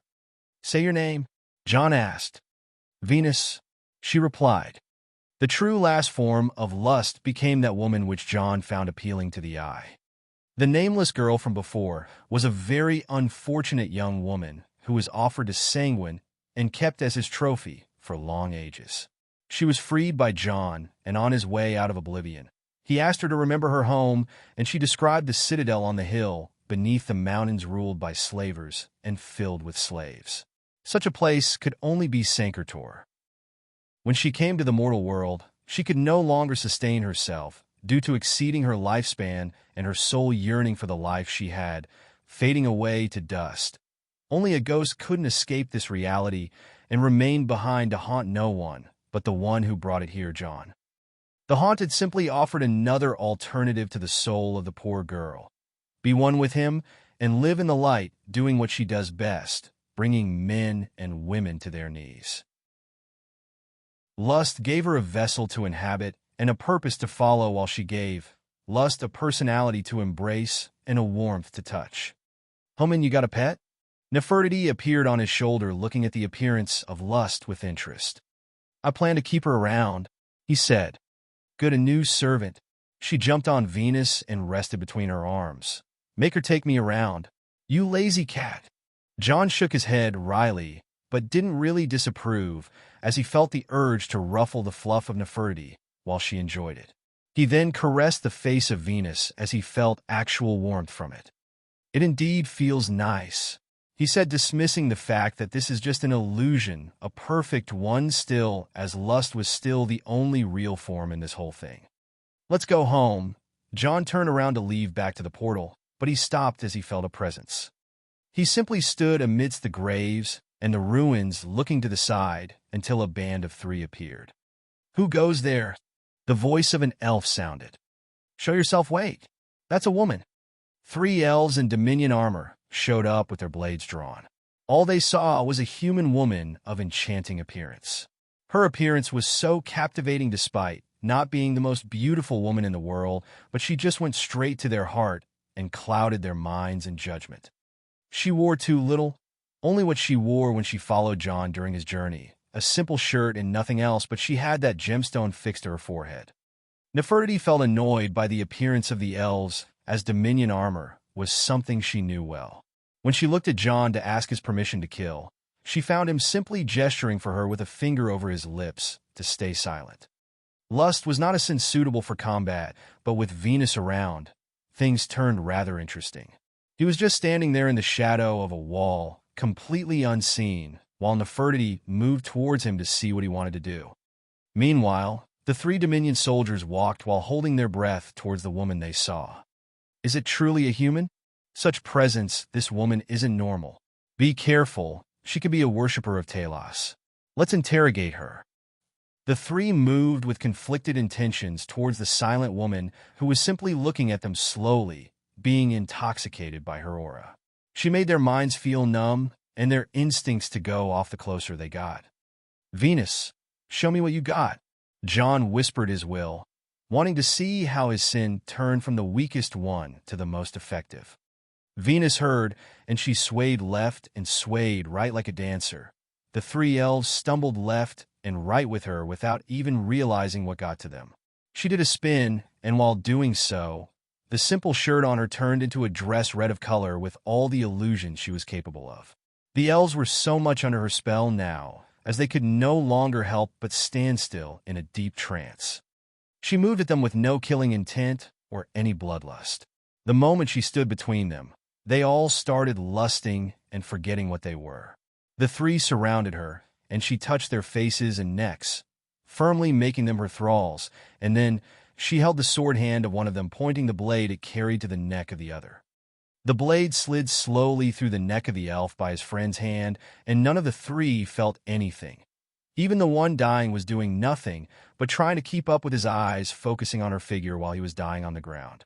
And the Sen stabbed the third the same way, leaving only one dancing with her, as she walked behind him, holding his sword hand with its blade to his neck. Slit. Swoosh. The moment Venus made the blade go past the neck of the third elf, an arrow broke through the air and pierced through the waist of Venus from one side, passing clearly to the other. Nothing happened. Venus only disappeared like a ghost, and Lust flew back to John in a beeline. The three elves were now dead, but a fourth appeared holding a bow. He saw his three companions lying dead with their throats gushing warm blood. Shit, shit, shit, shit. A killer is hiding. Gather here. He started shouting in panic, gathering the rest of the Dominion soldiers and the Thalmor justiciars, fortifying the old ruins. But as they arrived, they found a red-headed demi-giant standing behind the archer and twisted his neck the wrong way. Wrath, lust, greed, pride. I piled up a lot of stress. Offer me another massacre. Winterhold, this is all for the situation, Mistress Alina, an agent said in utmost respect. Tell Jelinek to try to open the negotiations once again. We can't afford to have the roads busy with refugees over that stalemate the war is putting us into. She gave her command before the agent left. Now that she is all alone in the balcony, surrounding the upper part of the tower, she found nothing to do except walking around the large area and starting to trim the thorns of the flowers she was growing around the place. She was in her home robes, long red silk robes that arrived at Winterhold from Hammerfell as a gift from Prince Karim of Strozmkai. As Alina enjoyed expensive things the most, she monopolized all the beautiful gems and clothes, sparing few for the other girls. Her self-centered attitude was expected from her as the wife and the mistress of the Dare household. But the master of the house has gone to party in oblivion. The mere thought made Alina clip the flowers violently when she thought of it. The situation on the South Road must be very stressful for you, wife, John said. Yes, you insolent bastard. If only you were here to take care of your wife, instead of swinging your dick around. Wait. She turned around. You are here? John looked at her as he was covering Nefertiti's ear and looking seriously at her. Language. She rolled her eyes in exhaustion and put away the clippers as she walked to him and took Nefertiti away. How's my little girl? Did that bad Homan drag you into one of his stupid escapades again?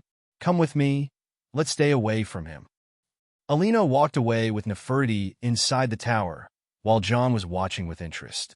As they disappeared inside, he took an apple from the nearby table and sat on the seating area, stretching his body over the couch overlooking the city down below while bracing for impact.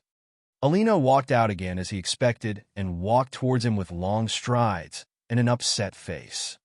You unfaithful man, how many girls did you fuck? Huh? Answer me, she asked. John gestured with one finger, then added another. 2? Only 2.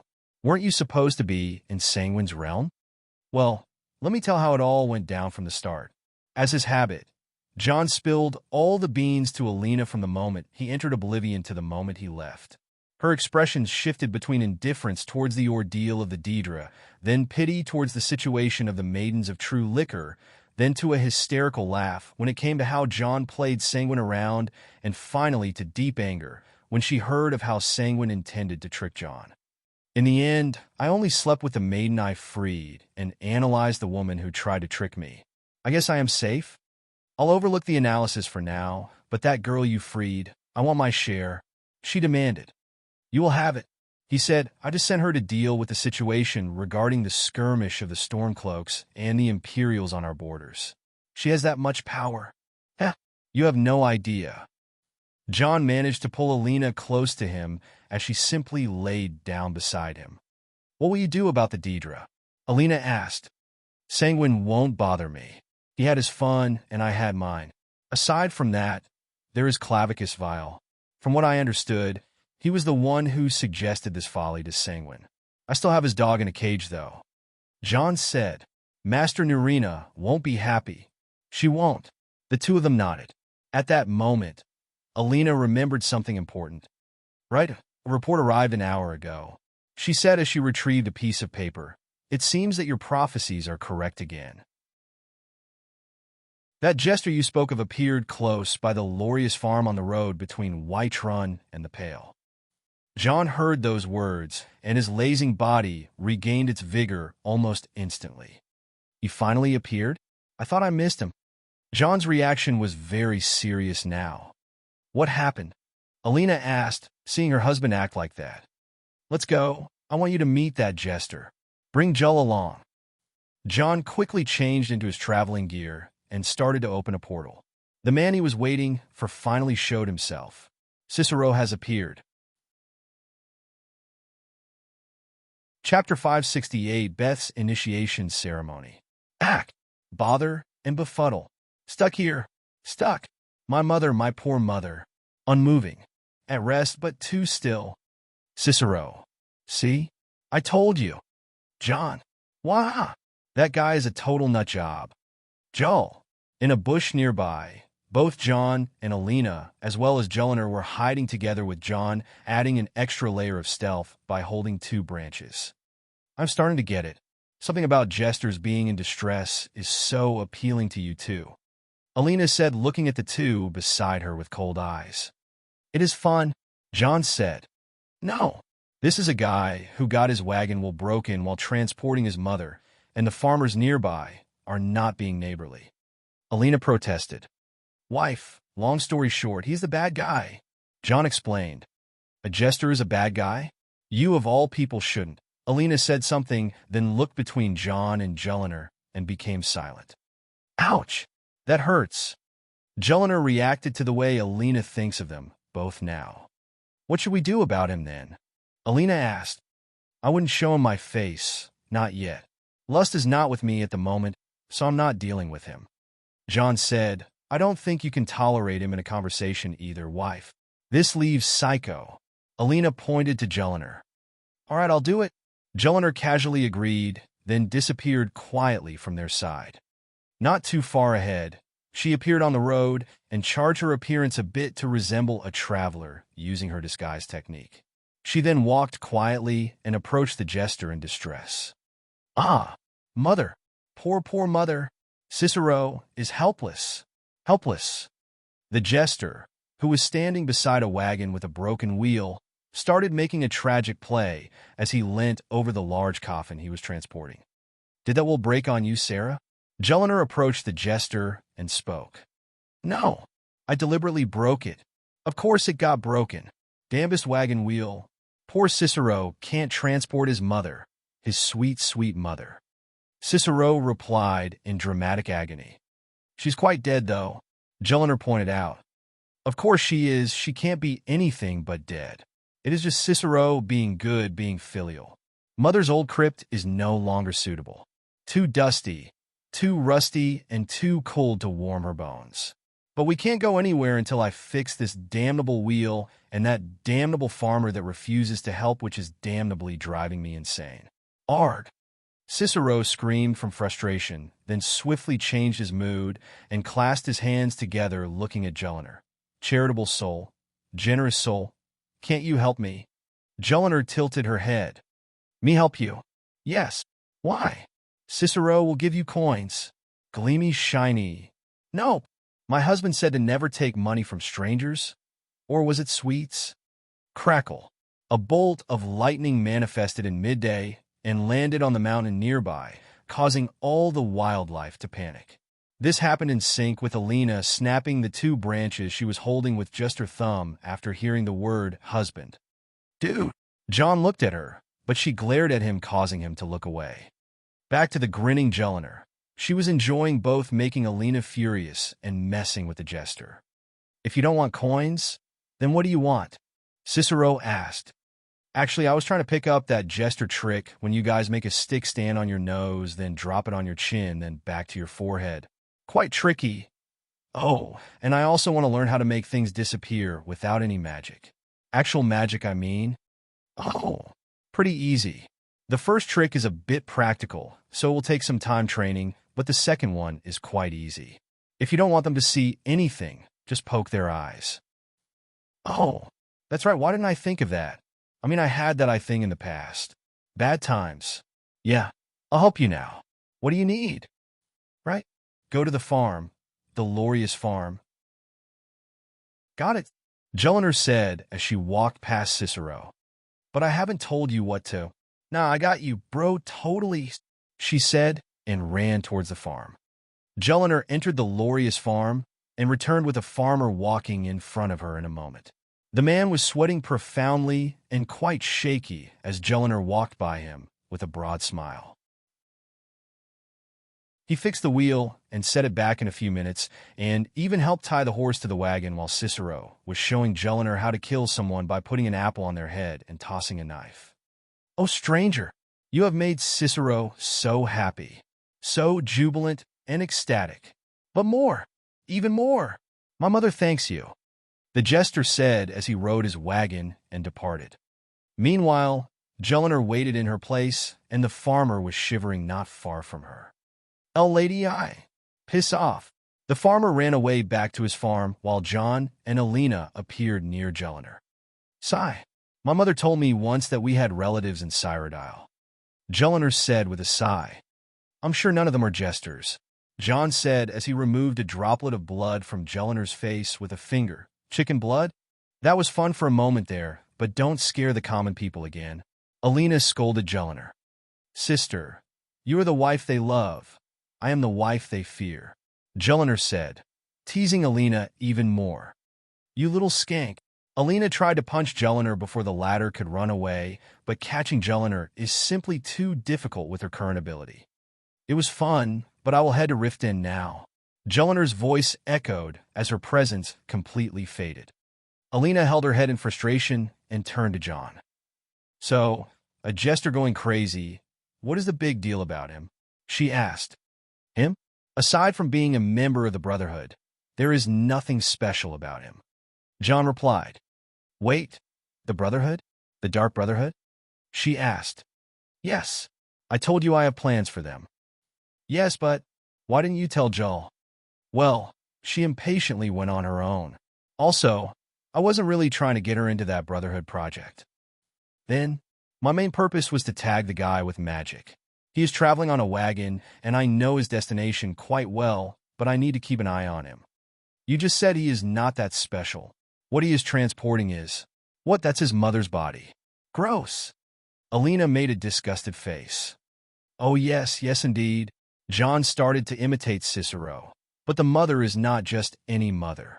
She was the mother of many children who she actually gave birth to and killed. John's last remark made Alina's eyes widen. Don't tell me? Yes, that's the expression. It is the dark matron herself, John said and started to contemplate. Just to make it clear, by saying a dark matron, I don't mean Bothia or Namara or Nocturnal or Mephala or Vermina or, damn, this dark matron title needs someone to claim it once and for all. John, focus. Alina snapped her fingers at his face. All right, it's the Night Mother, he said simply too casually. Alina felt conflicted all of a sudden. On one hand, she could just go and pursue Cicero and his wagon to destroy the Night Mother, or, are you letting that abomination leave? She asked. What can you do about it? Destroy it? Then you would be making an enemy of an immortal woman who communicates with the world through the void itself.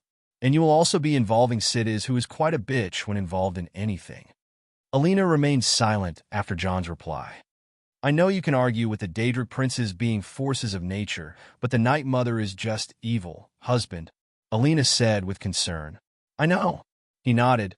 That's why I won't involve anyone other than myself with the matters regarding the Dark Brotherhood. It was one of John's most important decisions. The Dark Brotherhood is not the Thieves' Guild where he got all sorts of connections. It is the bloodiest cult in the entire world, and their quest itself is a major death trap. Thus, John needed to prepare many things first. He returned with Alina to Winterhold and checked on his journal to see how Wulfur, Alina, and Jellinar advanced in their missions. Wulfur, of course, was assigned to the companions. Alina in the college and Jellinar in the guild. The companion storyline has slowly started to kick in with Wulfur going every weekend with the companions doing a job or two. The college's situation was by far the most advanced, as the Eye was still under investigation, and Alina just started lately to look for any books regarding the Eye. The situation in the Thieves' Guild was by far the slowest, since the only thing Jellinar has managed to do is to sabotage the Golden Glow estate. Aside from the factions, the dragon seemed to have calmed down a bit compared to before. John doesn't like the calm before the storm, but he had to make the most of it. This day, the main expedition team headed out of Sarthal under the lead of Njal the Lioness to search for the lost city of Blackreach under Winterhold itself. Truth be told, Blackreach may extend further all the way to Jalmarch across the Pale, making it almost twice the size of any northern hold, or almost as large as Whiterun itself, all underground. John accompanied the team during the first day, but they met a lot of obstacles blocking the road around the ruins of Alftand. This caused John to go idle around somewhere else, only to end up in his domain in the island far in the sea. There, he found Nerina and Alfai as well as Beth. Master, Beth came to see John, who was outside the town most of the time lately. Here you are? How is our little protege? John asked as he rubbed the head of the bald girl. I've been studying hard lately. I have memorized the theory of the unity of schools and the other schools of thought. Oh, arcane philosophy? My favorite of all time, John said as he went forward to greet Nerina and Alf. Master, Grandmaster, look who's here. If it is not the self-important newest arch-wizard. Alf mocked John. Shut up, Alf. Nerina said, John, you finally came. It is time to start the initiation ceremony. Oh. John rubbed his hands in anticipation as he ran to sit beside Nerina. I wouldn't miss this for the world. They were all in a forest clearing inside his domain, sitting on a large lying tree trunk, while in front of them stood Beth. Let's make this official, Nerina said. Back when it was John's initiation ceremony, it was only me and him. Little Beth has more luck, as not only her master is here, but also her grandmaster and her great-grandmaster. This makes her a fifth generation in the magic school of Grandmaster Divaith FYR. Alf nodded in approval as she witnessed the magic skill of Beth just the other day and praised her dedication to the craft. Seeing Beth come such a long way, John felt immensely proud. A girl whom luck was so dire to get killed and be revived because of the scheme of some Daedra, then get abandoned by Bothia once her mission is done. It all left a bad taste after his last labor. Now that he adopted her as an apprentice, she has shown a great promise so far. even though still unable to grow hair with magic due to her unique bloodline. She is now a long shot from the person she was before, making her not only the youngest, but one of the most dedicated people John has behind him. As the eldest, I give permission for the ceremony to begin, Alf said and turned to John. Youngster, have you prepared the thing? How did he? He replied, followed by an evil laugh as he took out a large mace made of wood and had multiple steel teeth lined on it. John simply handed it to Beth. What should I do with that, master? By long tradition, this cudgel will be the tool of your initiation ceremony exam, he said. And your exam will be. Nerina raised her staff and started making a dark magic cloud with it before casting a summon. Make that thing cry. The summon was complete, and what walked out was a Dremora, not just any Dremora. The ultimate test is to make a Daedric creature cry. They can't submit, they can be defeated, they can even be cowardly, but they can never cry. It is not Daedra pride or anything, but Daedra doesn't possess tear glands. Beth said, I can't imagine how painful it is not to be able to moisten their eyes, but that's the test, Baldy. Now, be creative, John said as he watched Beth trying to figure this one out. Swoosh, swoosh, bang.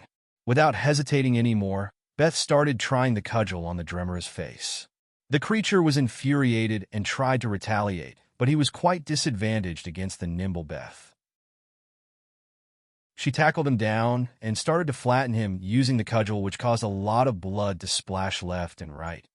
It is said that by using this method, the Daedra are quickly to lose their rank in the Daedra society they come from. Alf said, True. John here was very brutal with the Daedra that I summoned for him back in the day. He said that if the Dremora doesn't have tears, they can use blood to cry with. Nerina added, Yes, but what about that thing about Daedra losing rank? John asked. Daedra are mostly indifferent to being summoned by humans. Those who get summoned are already disgraced, but those who are summoned and beaten down to tears are forever shamed. Nerina explained. I see. Nerina, you were quite good at your ceremony as well. I still remember that Daedra you tortured. It was quite the spectacle ordering him to grow tear glands. Alf said in nostalgia. Yes, I remember him. What was his name again? Zick something? Ah, old times. Nerina seemed to be agreeing with Alf. Meanwhile, John heard the name and preferred to stay silent. Now that he thinks of it, he never mentioned to Nerina that the Daedric Titan he summons is called Zykel. Then again, that guy has quite the low self-esteem. It could be some similar name, though. What are the chances anyway? Chapter 569, Gluttony 1, Oblivion, the Hollow City. During the past 2 years, the Hollow City was finally establishing itself to be a safe zone in hell like it once was 1,000 years ago. After John liberated the city from the realm of Cold Harbor, causing it to become its own realm, the Hollow City expanded as soul-shriven inhabitants were fighting for it as their eternal salvation. More to that, a temporary portal would open every month to trade goods between the city and people who came from Tamriel. Those, of course, are the people of the Dare Dragon Company, but never really revealed that name in Oblivion for discretion purposes. The DDC would send goods and food to the Hollow City in exchange for cold iron and materials that can only be harvested in Oblivion. Of course, it is illegal to conduct business in Oblivion, especially after the Oblivion Crisis, and opening such dangerous portals is very prohibited, so John made sure to place that portal in a cave under the sea. If the Daedra ever managed to discover the Hollow City and cross to the mortal world from it, a safety mechanism would completely sink the underwater cave and send a terrifying splash of water pressure to the other side of the portal. So with these security measures at hand, John would find no problem dealing with anything related to the realm. After 2 years, John stepped foot once again in the Hollow City, which looked completely different now. Sir Cadwell and his Pale Knights Order have started doing actual raids against the realm of Cold Harbor. John couldn't believe it, but that calculative and cunning old soul was actually freeing more slaves from Molag Bal in order to increase the number of his soul-shriven comrades, and as he said, he is searching for the fresh ones. The soul-shriven of Cold Harbor are people who used to be mortals, but Molag Bal has tempered with their souls, taking away their Inuic animus, and replacing it with a Daedric one like the Daedra. It makes the soul shriven almost immortal, but at what cost? They had an expiration date to their minds. After they die a few times in the extensive torture of Cold Harbor, their minds become completely broken and they turn feral. Those ferals are used by the Daedra as labor animals and cattle in the best cases. What Sir Cadwell was looking for was people who haven't died even once and had the ability to preserve their minds like himself. After all, he has lived, technically as a soul shriven, longer than anyone or anything, putting him in a close age to people like Divath Fyre. Whatever the result, John didn't have that much hope regarding the soul shriven. As long as they are useful, he will conduct business with them. If they are not, he will cut ties right away. But there was one thing important that made him be appreciative of the fact that he has soul shriven on his side. In the Hollow City, John discovered that Surana Fokihar, princess of the vampire clan Fokihar, has left him a message. Your spell has been broken, but I recovered the thing you left behind. My father is calm on the outside, but his rage will be directed towards you once the castle reaches the mortal world once again. Be warned. Take those who are close to you and flee. I don't wish for my father to possess the power you can grant him.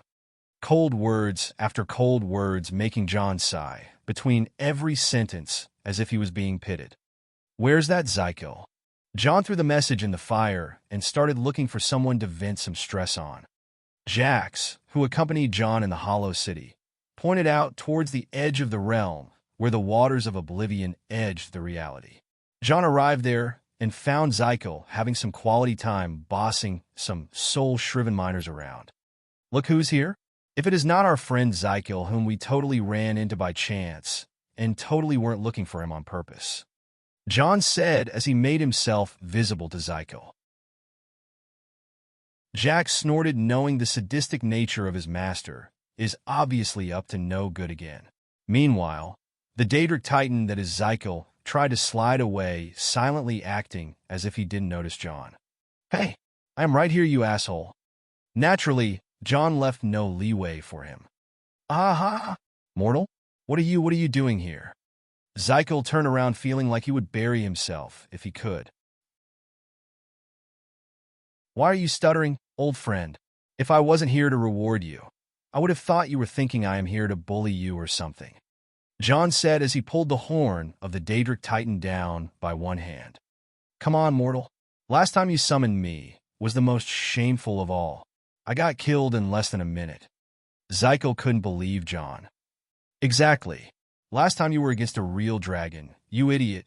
It is praiseworthy you lasted a few seconds. John slapped Zykel's forehead and continued. That's why I will bestow a gift upon you today. Seeing John all excited, Zykel didn't let his guard down and replied with narrowed eyes. What kind of reward would it be? Take a wild piss. I don't know. You never rewarded me. You unloyal bastard. How could you forget that I bestowed upon you this body of Daedric Titan, making you the coolest Daedra in Oblivion, and sat your revival location here, so that you never get caught by Molag Bal. TSK, TSK, TSK, TSK. Jax, this child has become too unruly. Yes. Master must see to re-educate him. Jax nodded. Ark, I get it. What do you want from me, mortal? Zykel decided he can no longer escape the tragedy about to befall. Zykel, we have known each other for 3 years now. Aside from turning you into a Titan, I am now going to turn you into something new. John said brightly. Hold up. I very much like being a Titan. Zykel started shaking his head and backing away. Oh, don't get me wrong, me too. I'm only going to give you an extra ability. John said, you see, I've been experimenting with Daedric Prince's spheres of power lately, and I have come to discover some interesting new things. I have been hiding you here in this realm for some time now, so that Molag Bal doesn't notice you, but I can now break you from his influence. Come on, Zykel. Don't you want to live freely? You are basically a slave to Molag Bal, but you can break that bond now once I remold you. John's offer sounded too good to be true at that. Zykel thought of the best-case scenario and asked a certain question. How painful will it be? John's sly smile crumbled and gave out a long sigh. You see, that's what I hate about Daedra hanging around mortals too often. They can get some brains after all, John said as he looked coldly at Zykel. I knew it. Zykel seemed proud of his achievement exposing John, but he soon came to regret it. Plan B. Out of nowhere, Jax threw out a long orichalcum chain over Zykel, which caused the Daedric Titan to panic, but on the other side, Wrath appeared and received the other end of the chain. In a few swift movements, the chain was wrapped around Zykel, binding his legs, hands, wings, and mouth. Kuomol! Curse you, mortal! Who told you to use your brain, you fool? John said as he opened a portal with pride, while putting on the mask, Krylin and donning greed as a cloak. Didn't you have an overkin sister who works the Black Forge in Cold Harbor? Let's go pay her a visit. What John did a while ago was something, and what he said just now was an entirely new form of horror. Zykel is used to John's bullying, but there is one that he fears above all else. His sister. The Black Forge was a place famed in Oblivion for being the most unfortunate spot a Dremora or a Soul Shriven can be assigned to. It is basically hell incarnate. The Soul Shriven would be used like animals to transport and rotate the mills under the whip of the Dremora slavers. Even the undead would receive better treatment compared to what the Soul Shriven get. On the other hand, the Dremora workers of the Forge would work day and night in folding metal and shaping weapons. The overseer of this hellhole is Vixalai, Zykel's sister. For Daedra to become brothers and sisters is not something unusual. Zykel and Vixalai were from the same patch that was created from the chasm of Oblivion.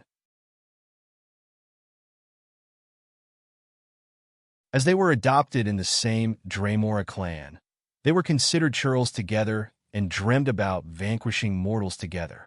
Still, reality was too cruel, since Zykel was very frequent to get summoned by mortal wizards while Vixalai found her opportunity in the Black Forge. Over time, Zykel became a low-ranking Dremora, while Vixalai became an overkin, a noble among the nobles of Oblivion.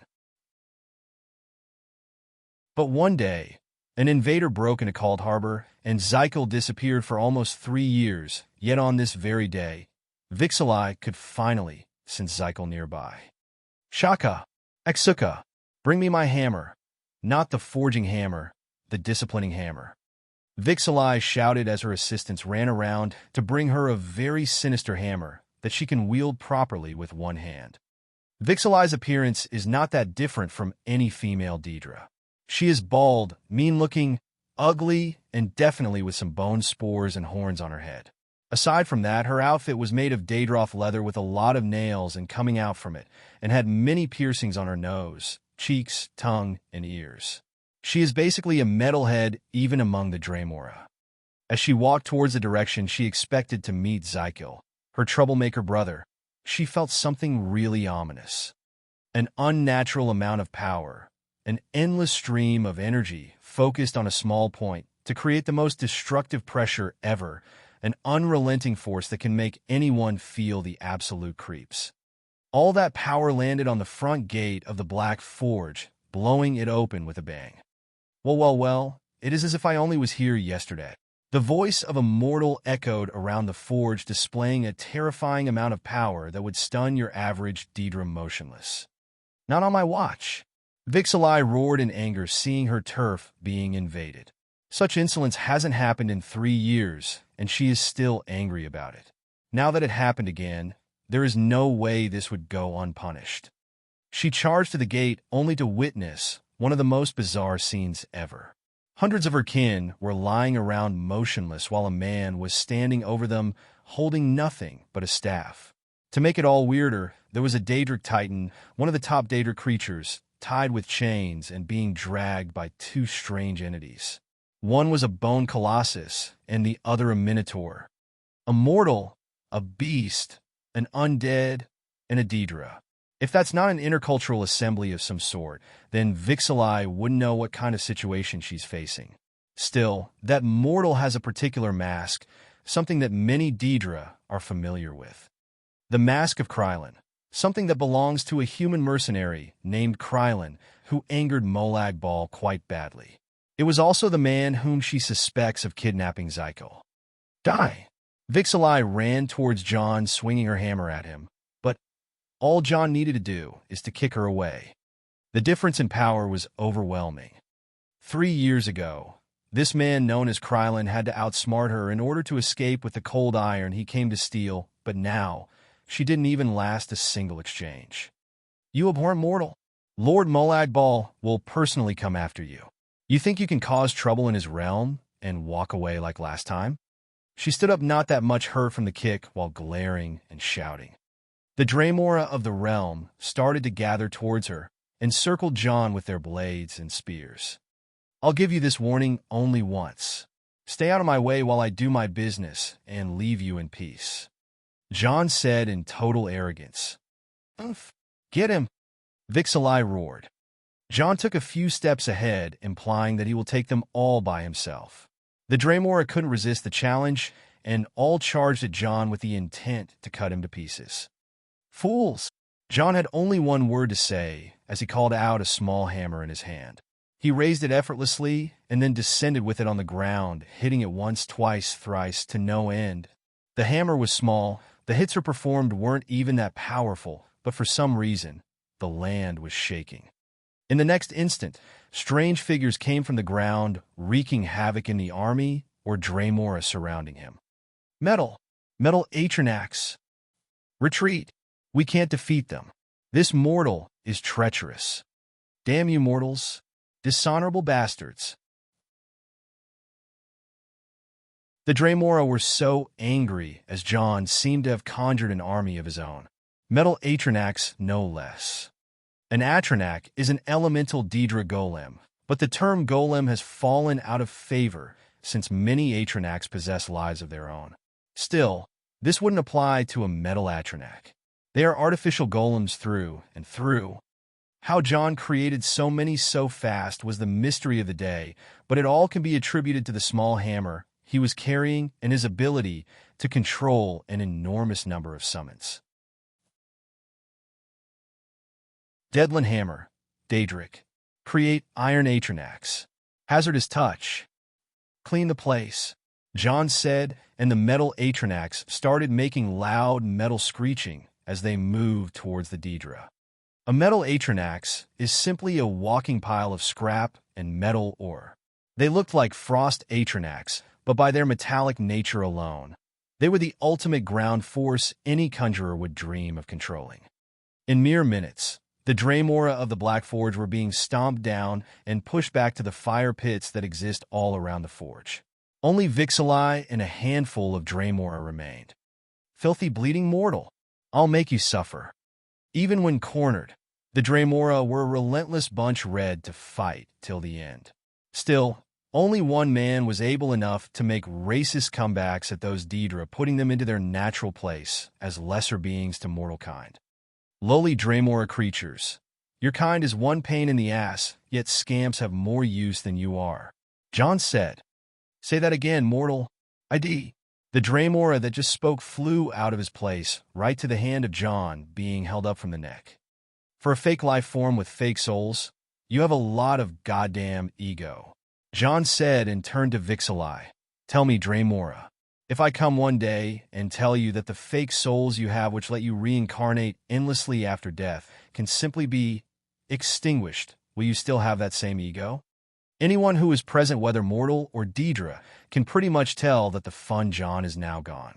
When it comes to putting the Daedra in line, John would turn into the meanest, most terrifying creature on Mundus or Oblivion. Still, the words he said about extinguishing the lives of Daedra are simply absurd. You can't kill a Daedra creature unless you are a Daedric prince with powers that transcend. That was where denial ended and all the stages were slipped right to realization. The Draemora in John's hand now withering. He was turning grayish, then losing all the color of his skin before simply crumbling. What he turned into was simply dust. You're all but dust, and to dust you shall return. Amen. John spoke in full display of his might. The Draemora can tell. They can swear that they saw the red light of their kins be extinguished. They can no longer feel his soul, remember his name, or they can't even see the realm this mortal is standing on. It was a suppression mechanism.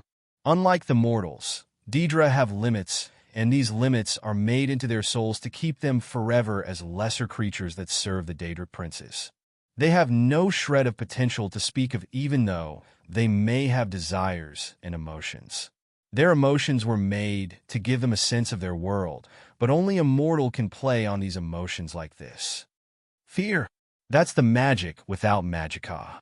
Led them by fear, and they will never utter a word. John knows how to use fear, even though he hates it, for fear is the weapon on the cowards. Aside from extinguishing Daedric souls, I can very much create a Draymora centipede. Don't look at me like that, it is not as disgusting as the movie. We're just going Hancock style, your head in his ass, and the next, centipede style. No? Alright, as long as you know who's boss.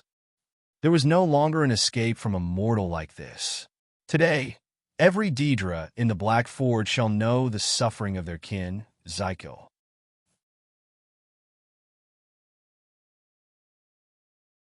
Chapter 570, Gluttony 2. Big welcome to our newest guild members. At Jack Allen, C rank. At SHBH0, C rank. At Jesus Hernandez, E rank. For more chapters and info, URL linkture e/Donovel or Google at Donovel. Mortal, I shall never forgive you. Vixalai roared at John. I frankly don't care. Hold up. You're the sister, right? At that moment, John managed to identify Vixalai among the crowd of Draymora that pretty much looked alike to him. The sister? She asked back in confusion. Yes, Zykel's sister. You. That's right. You were the one who kidnapped him. I always knew this good-for-nothing will fall one day, so low that he will be kidnapped by a mere mortal. Vixalai roared in anger and walked towards John, who felt amused by her ignorance. Do I have to extinguish a few of your comrades to put you in line as well? John asked as he exerted his pressure towards her. Coo! She retreated in front of his brutish aura and fell on one knee. For John to use the chaos infection in order to extinguish the souls of the Daedra was a risky plan, since it may alert the Daedric prince who created that fake animus he destroyed. Molag Ball, what do you want? She asked. Straight to the point, eh? I like that. John said and looked around. I came to borrow your forge and some manpower, to be honest. Hearing his absurd demand, Vixalai had to pause a moment in order to realize it. My forge? Indeed. And my KYN? Pretty much so. You're mad? Since the day I got licked by the Skooma cat. John was pretty chill about the whole situation, leaving the Daedra, who are in bad shape around him, in a confused state. We may obey you if you conjured and bound us, mortal. But we certainly won't forge anything for you, especially the human called Krylin. Vixalai made a firm stance. This wasn't something driven by pride or fear. These are the rules. How intriguing, John said. I would certainly be pleased if Vixalai of the Wicked Horns clan, one of the most famous blacksmiths in Oblivion, forged something for me. You know of me? She asked. Zykel is one talkative fellow. John winked. Arg, this wretched fool. He doesn't even know how to keep a damn secret from a mortal. Vixalai roared in anger. You can so much extinguish his soul or damn him into a mortal worm. Wow! John was taken aback by her attitude. Did you just hear that, Zykel? Your sister is a bitch. As he turned around and spoke to the Daedric Titan tied in chains and dragged by a Minotaur and a Bone Colossus. Vixalai had a weird look on her face while trying to figure out who this Zykel that John just spoke to. Either way, let's just get it over with. I remember the main forge is that way. John signaled for Jax and Wrath to follow him as he walked further into the Black Forge. Meanwhile, Vixalai had this weird idea of what became of her brother. Wait! She hurriedly followed John, who was approaching one of the largest fire pits in the forge. There was a large platform and all manners of extreme forging tools. This will be perfect, he said, full of excitement as he turned to Zykel. Aren't you happy as well, Zykel? We will have you set in no time, no worries. At that time, Vixalai caught up to John and saw him talking to the bound Daedric Titan, calling him Zykel. What have you done to him? She asked in a face that would have gone pale if not for its Daedric colors. Oh, him? I switched his vestige from his old body into this magnificent one. As you can see, he is quite powerful at the moment, but still the same old Zykel from inside. John said. Vixalai was looking at the Daedric Titan in disbelief. I heard that the Daedric Titan who guarded the Hollow City has disappeared indeed, but I never thought it would be, she said as she looked at John. You could do something like that? Yeah, nothing too difficult. John nodded. Vixalai's eyes lit with the color of envy as she gazed at the mighty Titan. You human, you lack creativity, she said.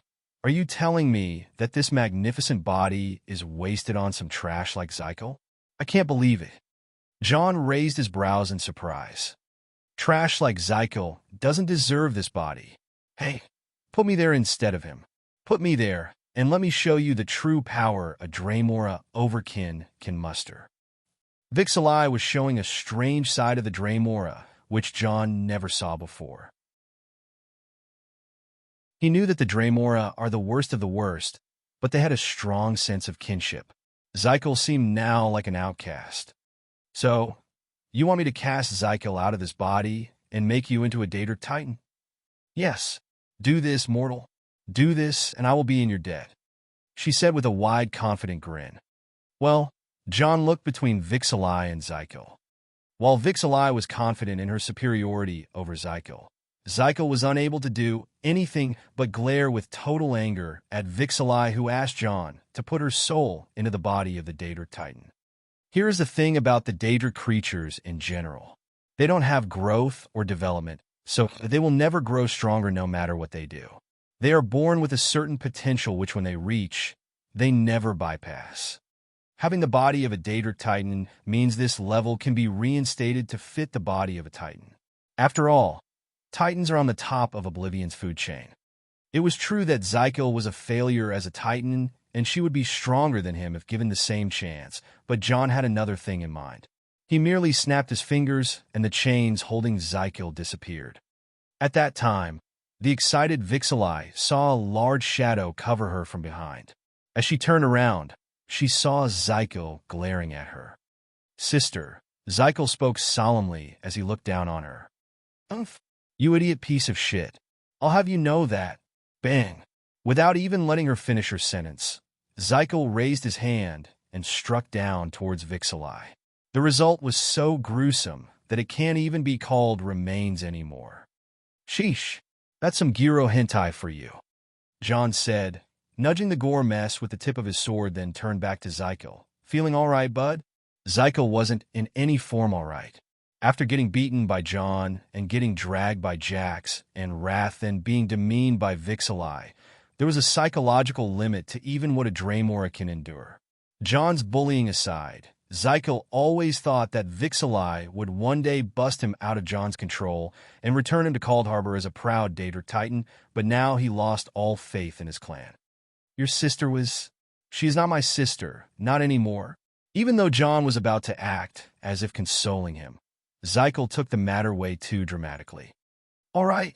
John wasn't in any mood to get dragged in a Daedric drama, thus he decided to take matters into his own hand.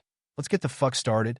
He grabbed Zykel's tail and all of a sudden exerted all his force into swinging the Daedric Titan right into the fire pit. The scene after Zykel was suddenly swung was covered later in nasty smoke and poisonous eruptions. Mortal, Zykel was even more taken aback by this as he helplessly tried to escape the fire pit. It wasn't only fire down there, but there was even lava mixed with the blue azure plasm of Cold Harbor, turning it into some sort of blue molten mixture of some serious heat.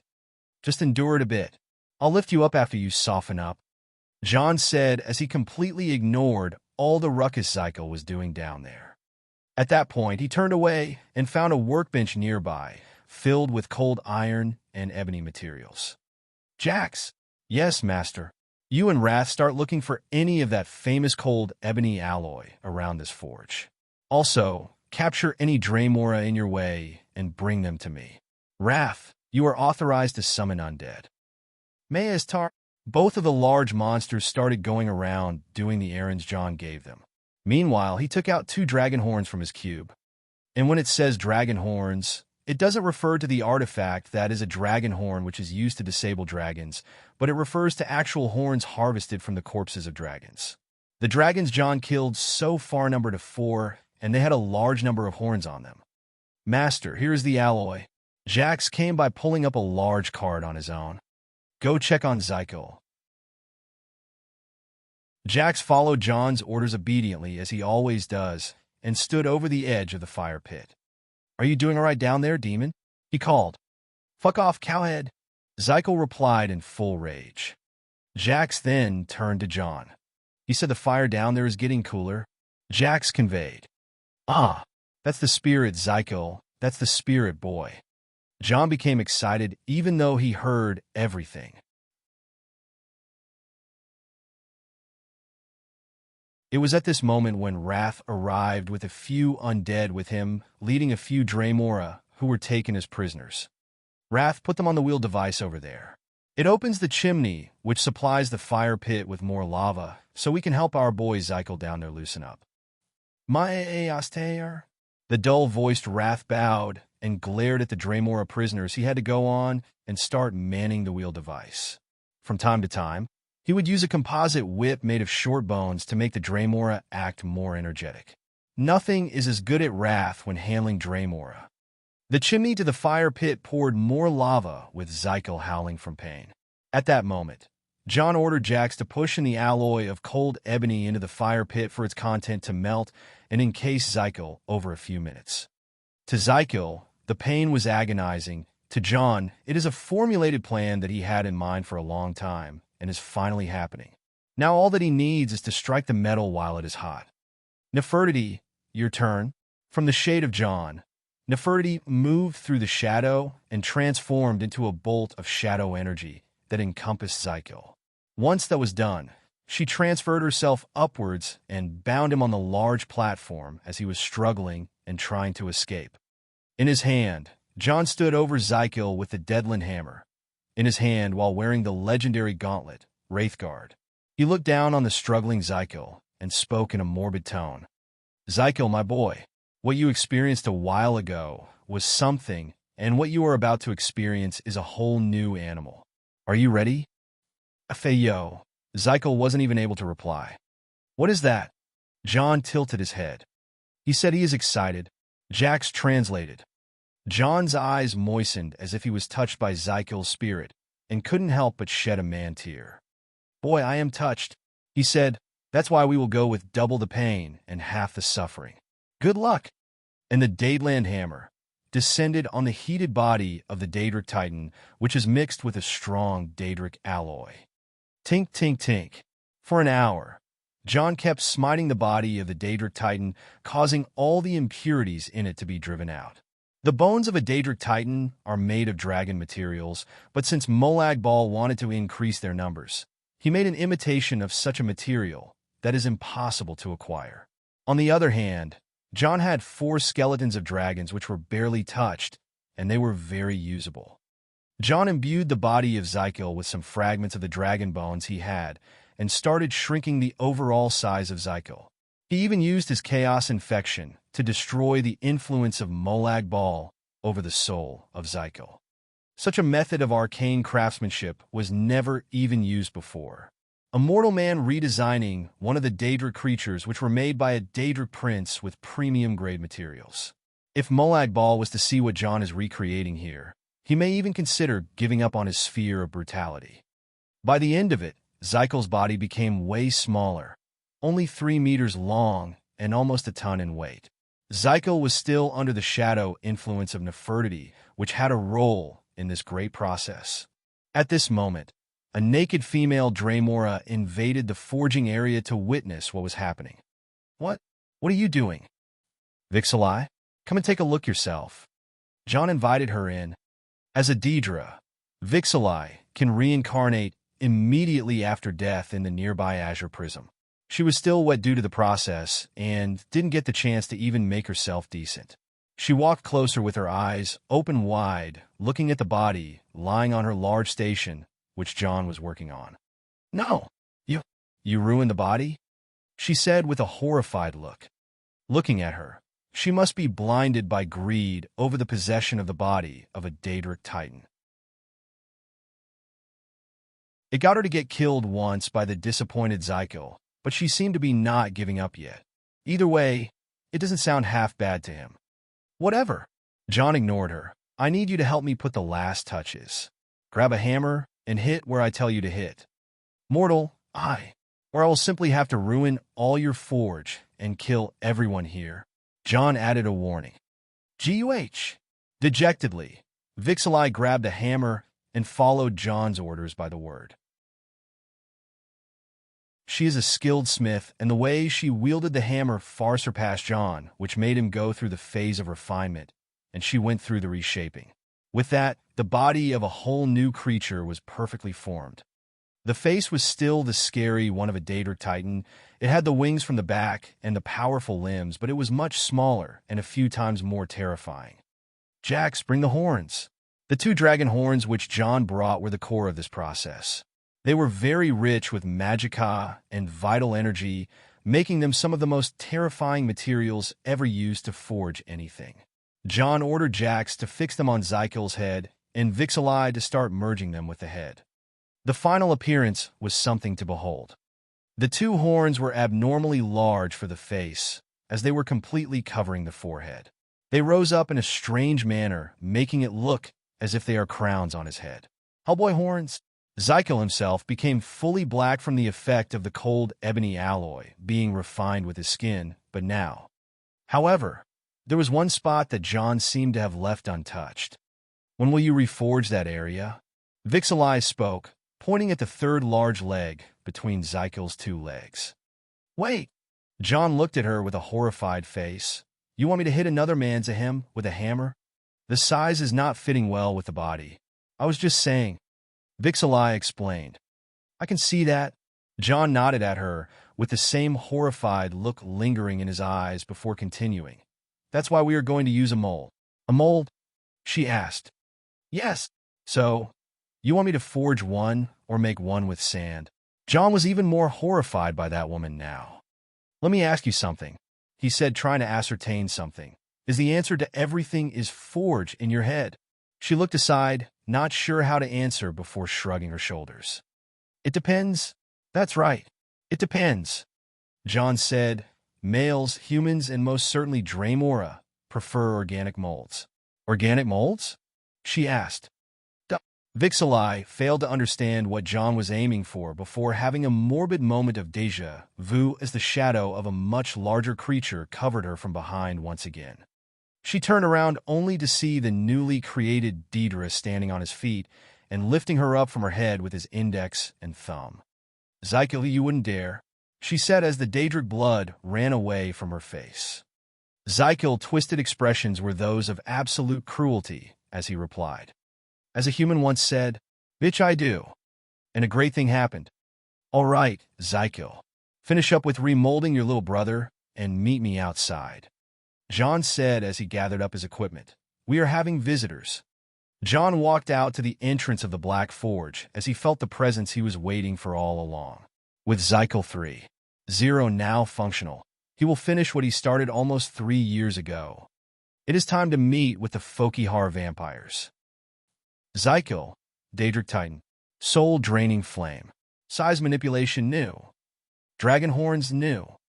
For more chapters and info, URL linkture /Donovel or Google at Donovel.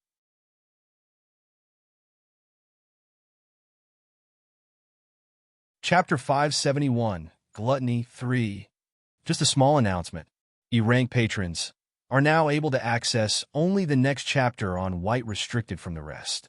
Also, future novels will be free as 10 CHPS for all, 10 CHPS for rank E, 10 CHPS for rank D. Then the rest is locked and exclusive to the upper ranks. Sorry for the late publishing due to schedule. Enjoy.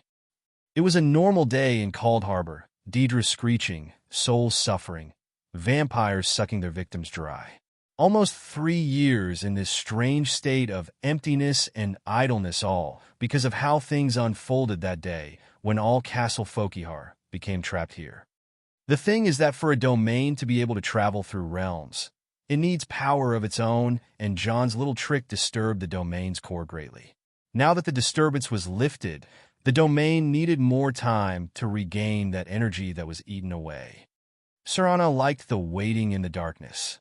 Having all that free time to regain her focus and plan on what to do next was something that she really needed. Most of the other vampires went back into hibernation, including her father, Lord Harkon. Only a few were ordered to guard the castle during the period of hibernation, and that included her father's steward, Farron Sudry. He was guarding the castle grounds from any intruder, and most certainly keeping an eye on her, as there were doubts about her aiding John in his escape despite the fact that she returned back, and all this, and that happened. Now she only sits out in the balcony of the castle, sipping a certain kind of blood she took fancy to, and revisiting her abilities, powers, and the magic she used to know. Between most of the vampires, she was the one who had a record in hibernation for almost 1,000 years. So, asking Serana what is the most interesting thing she did since the time she woke up till now would make her say, "Definitely that man's escape. It was," and she gazes away looking for the correct set of words, a moment of thrill. It is true that the time she spent with John was short, but an impactful one on her. In what way, though? I never thought of rebelling against one of my parents. I never thought anyone could rebel against them, especially father. He takes these matters quite pridefully. Seeing someone get away from him, and me having to keep up with the lie is indeed something new. It was quite an impactful moment on her character for her, the girl who was always raised to be the good daughter who answers her parents' every wish. And it made her realize that she can get away with anything if she put enough guts into it. Keeping up John's lie, which was about a man named Krylin, who kidnapped him, was the thing she enjoyed the most. But why would she risk it? I think I am risking it for the risk itself.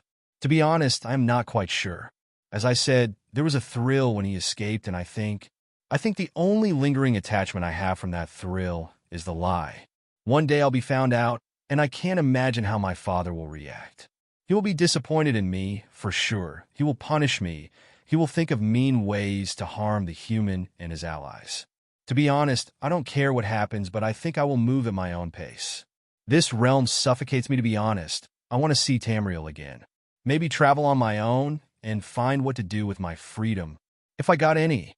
Serana closed her diary book and playfully dipped her long index nail in a goblet of blood before taking it out and carefully sucking the blood off her finger. In this upstairs private stony room with ancient Gothic furniture, and where there is a balcony overlooking the dim skies of Cold Harbor, she went on fiddling with the things she wrote for the past 3 years. Poems, stories, plans, and sometimes novels and games. She was a writer with nothing but time and thousands of words spinning in her head. Totally nothing like the poor me who's struggling for inspiration nowadays. Yet amidst her zone of thinking about what to write next and searching for anything small enough to let her inspiration be unleashed, a swarm of bats enter through her balcony and joined up together into the image of a man, a mare, a dark one, glowing eyes, grim and grumpy appearance. "Lady Serana, the Lord requests your presence," Farron said. "As you can see, I am quite busy," she replied. "When I said the word request, I was merely trying to be polite." Farron spoke again, implying the urgency of the matter. Serana gazed at him with her apathetic face as she walked out of the shadows. Her appearance was as if she didn't grow a second since the day John left her, and despite her vampirism, she was good to look at, but her eyes were the things of horror. Such an apathetic gaze with those eyes caused Serana to not appear as the young tender woman she is supposed to be, but rather someone with strange tendencies and a moody personality. Yet all of this was a thing, and the crimson blood silk dress she wore was another thing. It didn't resemble anything of this world, but it was going down with her figure outlining it to every perfect detail. Even her old-fashioned hairstyle was undone since long ago, and she let her hair slide down to the side over her pale shoulder. As she spoke, her dark wine lips revealed a set of marble-white fangs and teeth. "It is strange to hear a father waking up and asking to see me," she said. "Oh, he wasn't asking to see you," Farron said. The apathetic look in her eyes slowly turned to a glare. Farron simply bowed lightly with a hand on his chest. He merely asked for you to be present to witness the situation that is about to unfold, Farron said while looking with one eye to see how she reacts. Her reaction was more disappointed than before. Whatever it is, I am not interested, she replied, returning back to the shadows. It is the criminal named Krylin who kidnapped the princess and sabotaged the domain, Farron said, finally seeing a reaction on Serana's face. What of him? She asked. We are capturing him. It was natural for the vampires to react to John's presence. He knew that once he arrives at Cold Harbor, things will start to get hectic. What happened next then? The moment John walked out of the pyramid-like construct, that is the Black Forge, he found himself surrounded by a legion of vampires and death hounds. Nothing is worse than a vampire other than a vampire with a dog, an undead, non-fluffy dog, such an unforgivable existence. Criminal, our Lord requests your presence in Castle Fokihar. The vampire leading the others spoke. John tilted his head a little, looking at the vampire up and down. I always wondered who's going to show up. Turns out Harkon does not see me in his eyes and sent some goons instead, John said, glaring around at those who dare treat him as prey. Humph. The vampire snorted. Our Lord said to invite you in, mortal. He didn't say anything about severing your arms and legs and dragging you back to the castle. Hold on. John raised his hand. The vampires cluelessly felt threatened by the malicious intent they felt from John as he spoke, but for some reason, they kept listening. You, even for a side character, just gave me a great idea. Severing arms and legs, that is such a thing. All right, motherfuckers, let's dance. And he phase-shifted right in front of them. It was unforeseen for the vampires, as they didn't expect one man to simply charge at 100 of them. He was simply seeking death for sure. But for some reason, he wasn't alone. He was followed by that large-bone undead and that strange black matter and the strange minotaur who was breathing fire, and that flying staff that kept shooting magic on its own, and that werbeast cat that appears, disappears, and clearly has a visible resentment against the Death Hounds. It was supposed to be only one guy, and they would charge and capture him, but the vampire leader found himself being held up from the neck with a strange inability to move his limbs. That was all a thing, and when a strange creature with a Daedric aura, 2 mighty horns, showed up, the vampires around were almost annihilated at a terrifying rate. John smiled vividly behind his mask as he rested, Bloodskull, on his shoulder with the arms and legs of the vampire he is holding dropping on the ground. If you want my opinion, I'd say you guys are mortals as well. Nothing suggests you can live after a blade skewers you through. Why? You will? Yeah, thought as much. John stabbed the vampire and cut him in half, permanently killing him once and for all. I am truly disappointed in you, Harkon. I truly am. John spoke normally, yet his voice echoed in the vicinity. And who would have thought his taunting worked? All of a sudden, not only a mere 100 this time around, but literal thousands upon thousands of vampires. It was the entire Fokihar clan and their lord, Harkon Fokihar himself. All right, John looked around thinking that he might have pushed his luck this time around. It is good to see you, everyone. His gesture of goodwill was met with even more glares, yet no one dared to do a thing with Harkon present. Harkon was present among all his lieutenants. He was tall, not as tall as John, but still fairly standing out among the crowd, which wore an identical Gothic vampiric uniform.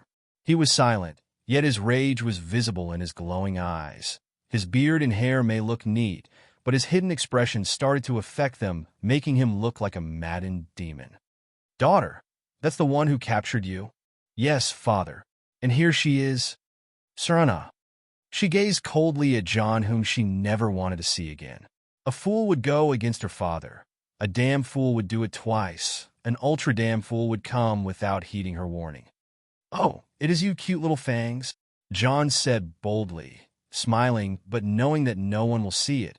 He had to be polite enough to remove the mask himself. Long time no see. It was a bit stressful for Serana to see John boldly acting like that. Not that she cared. Now, Her father knows that it was all a lie. She stole a glance at her father, only to see him even calmer than before. He was even faintly smiling. Wait, he knew all along. Serana knew this moment would come, but to think it was there all along. John should be smiling back. Serana was baffled by this situation, but she didn't make it appear on her face. She raised her chin, showing superiority to the rest of those who were just learning of the fact of her lie, while watching what John was about to do next. The damn rascal wasn't even looking at Harkon anymore. His eyes were glued on her, as if he could see beyond her crimson silk dress, judging by the dirty smile on his face. Cute little fangs, I think I love that dress. He spoke. Indeed. He was surrounded by every vampire of the Fokihar clan, and all he did was lust for their princess in front of her father. If that wasn't dare, then no one would know what else is. In such a situation, even Serana was conflicted. She risked life and limb to leave him a message in the Hollow City, telling him to leave everything and flee to the ends of Tamriel, but he didn't only come back, but even stood in front of her father speaking nonsense. It seemed her gesture of goodwill was not appreciated, the feeling that made her very disappointed. Enough wasting time. At that moment, Harkon seemed to have run out of patience. He raised his hand, and an incredible force filled the space around him. That force rushed towards John, seeking him, surrounding him, claiming his will, and breaking any resistance he may offer. Just as it did touch him, it started to disappear. It was as if a large river suddenly met a bottomless pit. The river is stubborn and strong, aiming to fill the pit and pass over it, but the pit's simply passive and receiving whatever it throws as if there is no limit. Are you done? John asked. Looking at his eyes, things no longer looked normal over there. They were black, eternal pitch black that would swallow all the light. No matter how Harkon tries to destroy John's ability to fight back, John would simply defy all sorts of power.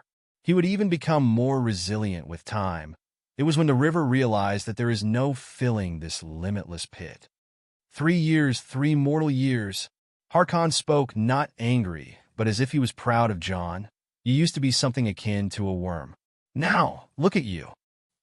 Harkon's rage intensified and showed more signs of old age, which were not a usual thing for a vampire, as it defies the whole purpose of vampirism.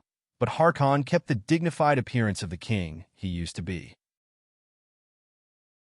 The monster inside him lived too long in solitude, and now it felt the presence of another. He was one of the few whose rage and excitement were one and the same. Look at me. John finally paid attention to Harkon. Do I look like a man with no plan to you? Harkon felt even more defiance from John this time. Plan? Only those who are weak seek such a thing. Against the absolute, all plans are futile, all schemes are in vain, all resistance is a waste of time. He said, Is that so? John asked. It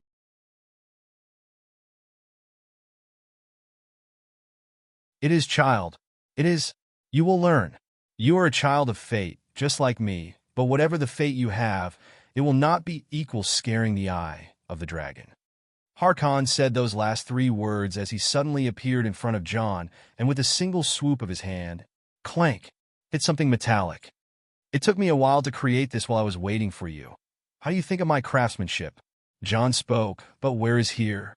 Serana looked around only to see a hand gently coming from behind and holding her chin while its thumb playfully caressed her lower lip. It was a mystery how this hand reached her, but his presence was very clear behind her. Her father is right. John seemed to have grown since that time. He has grown drastically. But what kind of growth is that? 3 years, and he is able to look at her father in the eye and exchange word for word? This isn't what she thought would happen. Meanwhile, Harkon was both baffled by John's actions and by the sturdiness of the thing he just hit. The creature was large and insanely sturdy. Even a full power swing from Harkon didn't scratch it. This thing is your craftsmanship? Nigh indestructible, Zykel, whose body is now made of one of the toughest metals in existence, has successfully stopped a full blow from Harkon.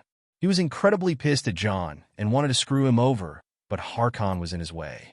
Blinded with his anger, Zykel held the arm Harkon hit him with, and Zykel started flying for some reason. Back on the ground level, Harkon, who seemed to have flung his arm, looked back unamused at John.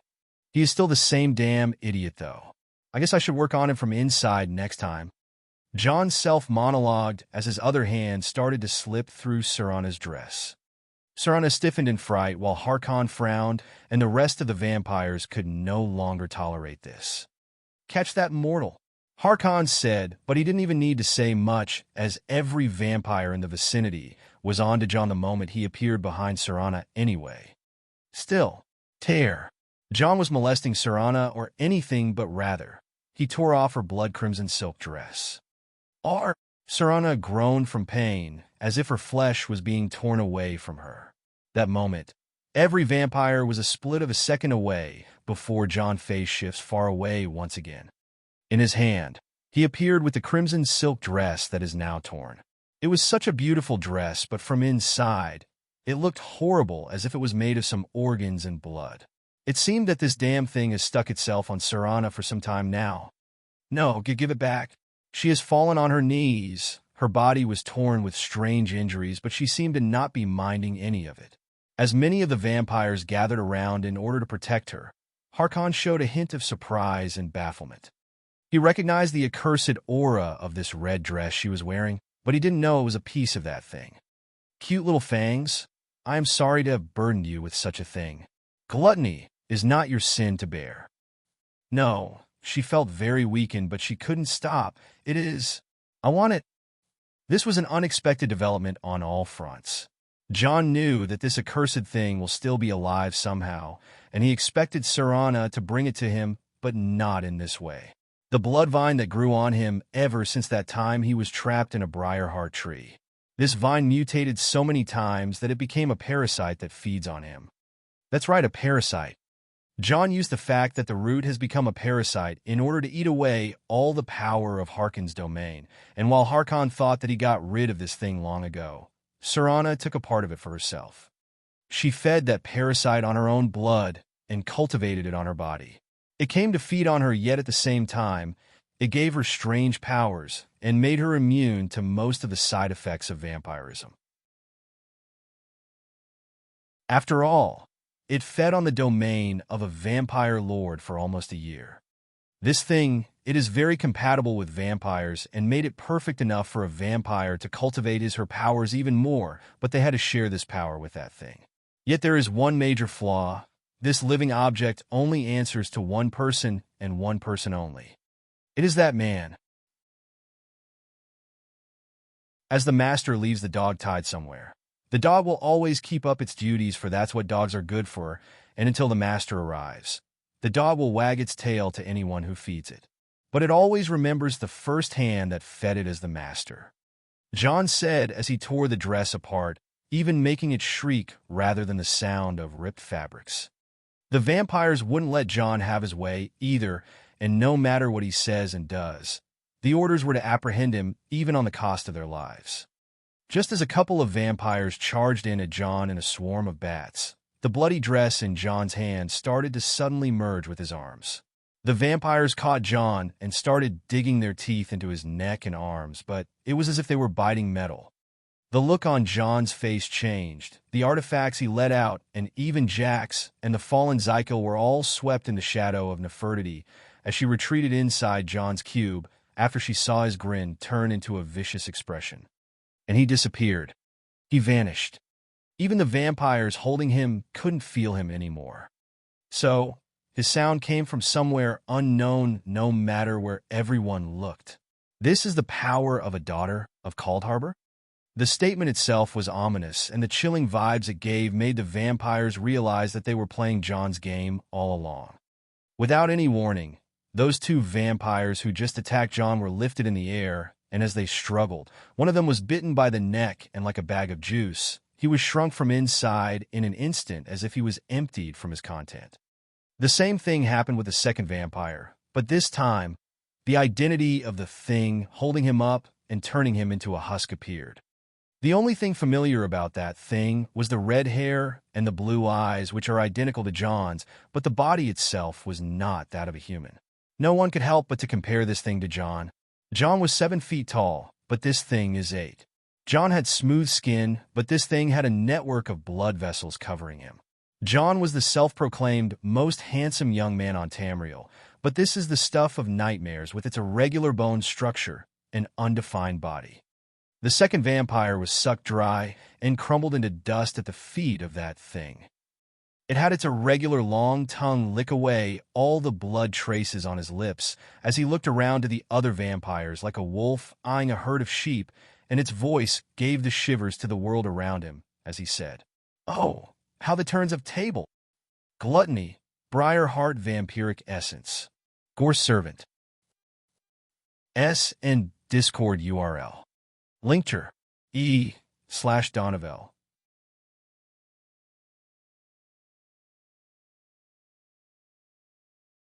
Chapter 572 Glutton Free. Shout out to all these amazing people. At Benjamin House. At Ian Spear. At Successus. At Michael Crandall. Bang. The sound of something soft hitting against metal echoed in the surrounding space. Each hit was followed with an amount of force that would break the back of a mammoth, but the weird material of the floor withstood it very well. Blood splattered across the place as the next hit came down, and pieces of living flesh started to fly, then join up together like liquid quicksilver. Nefertiti would hurriedly jump in, collect those pieces of flesh in a glass container, then escape before the next hit lands. At the center of the scene, the body of a young man was simply kneeling down from exhaustion with blades, spears, arrows, and all manners of metal fragments were sticking out of it. With his normal arm, he held the last piece of strange flesh from his other arm and slammed the ground so hard that a mountain would split. Eventually, that piece of flesh flew off, and Nefertiti collected it in time before it would jump back on John. This motherfucker is troublesome as fuck. John held his body, remembering the senseless pain he just put himself through. The fifth deadly sin, gluttony. Probably the most troublesome of the bunch. He can't imagine creating envy or sloth to be as unruly as gluttony. Human, all gathered. Nefertiti showed up in her human form standing beside John while holding a large glass jar reinforced with dwarven metal on its ends with a living lump of flesh trying to break free from inside. John took the jar and held up his middle finger. Fuck you. John threw the jar away, then literally removed a blade that was going through his torso as he clenched hard from the pain. You shifted your organs again? Nefertiti asked. It was a risk I was willing to take. He replied with a cool wink. Unamused, she pulled out a spearhead from his shoulder. Ouch! No, you shouldn't. He howled from the pain, causing her to panic and stabbed the spearhead back where it was. The pain was even more mind-shattering, but John kept it in and smiled, telling her to move away and leave it to him. As soon as she took cover far on the other side of the room, John stood up and focused his inner energy in his core before slowly expanding it, and bam! A strong shockwave came from inside as every single piece of weapon piercing him flew out like bullets, and his body recovered at a rapid rate. His overflowing vigor manifested into steam rising from his diabolical muscle structure as he started cracking his joint to relieve the tension. This body of yours isn't immortal yet? At that point, Zykel approached John with caution. Eternal, not immortal.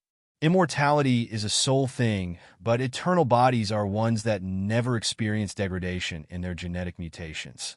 So unless completely destroyed beyond recovery, my life will never be extinguished. John explained. Isn't that immortality? Zykel didn't seem to get it. In a way, maybe.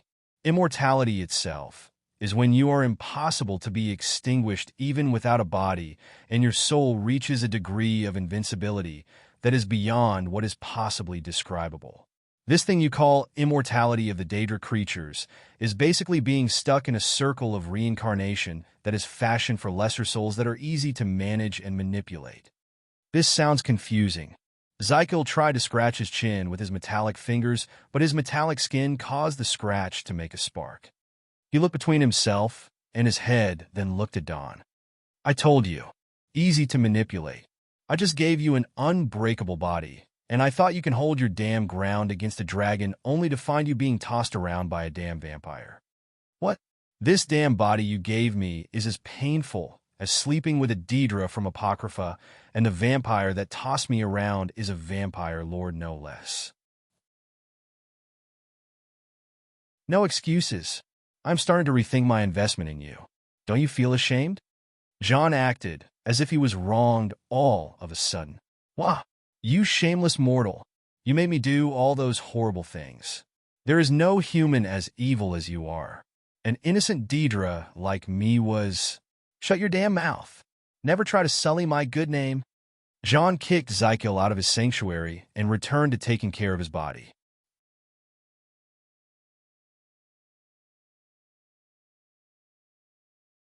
His cunning action, to put the blame of being useless on Zykel before the latter finds some trouble with him for the reforging process he made him go through, was a textbook bad boss move. Still, he gave Zykel a formidable defense ability and 2 dragon horns. Through that, he created the perfect meat shield.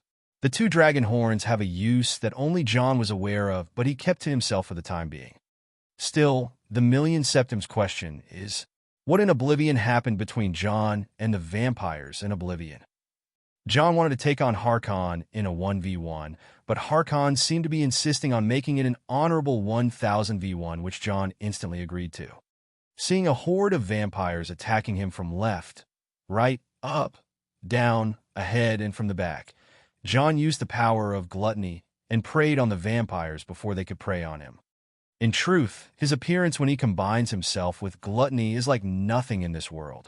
His outer appearance was extreme even for a vampire, and gluttony was very strong in comparison to any known metal. It withstood the blows of any army, but like all living things, it has a limit to its stamina. The flaw of gluttony is its hunger to devour John himself.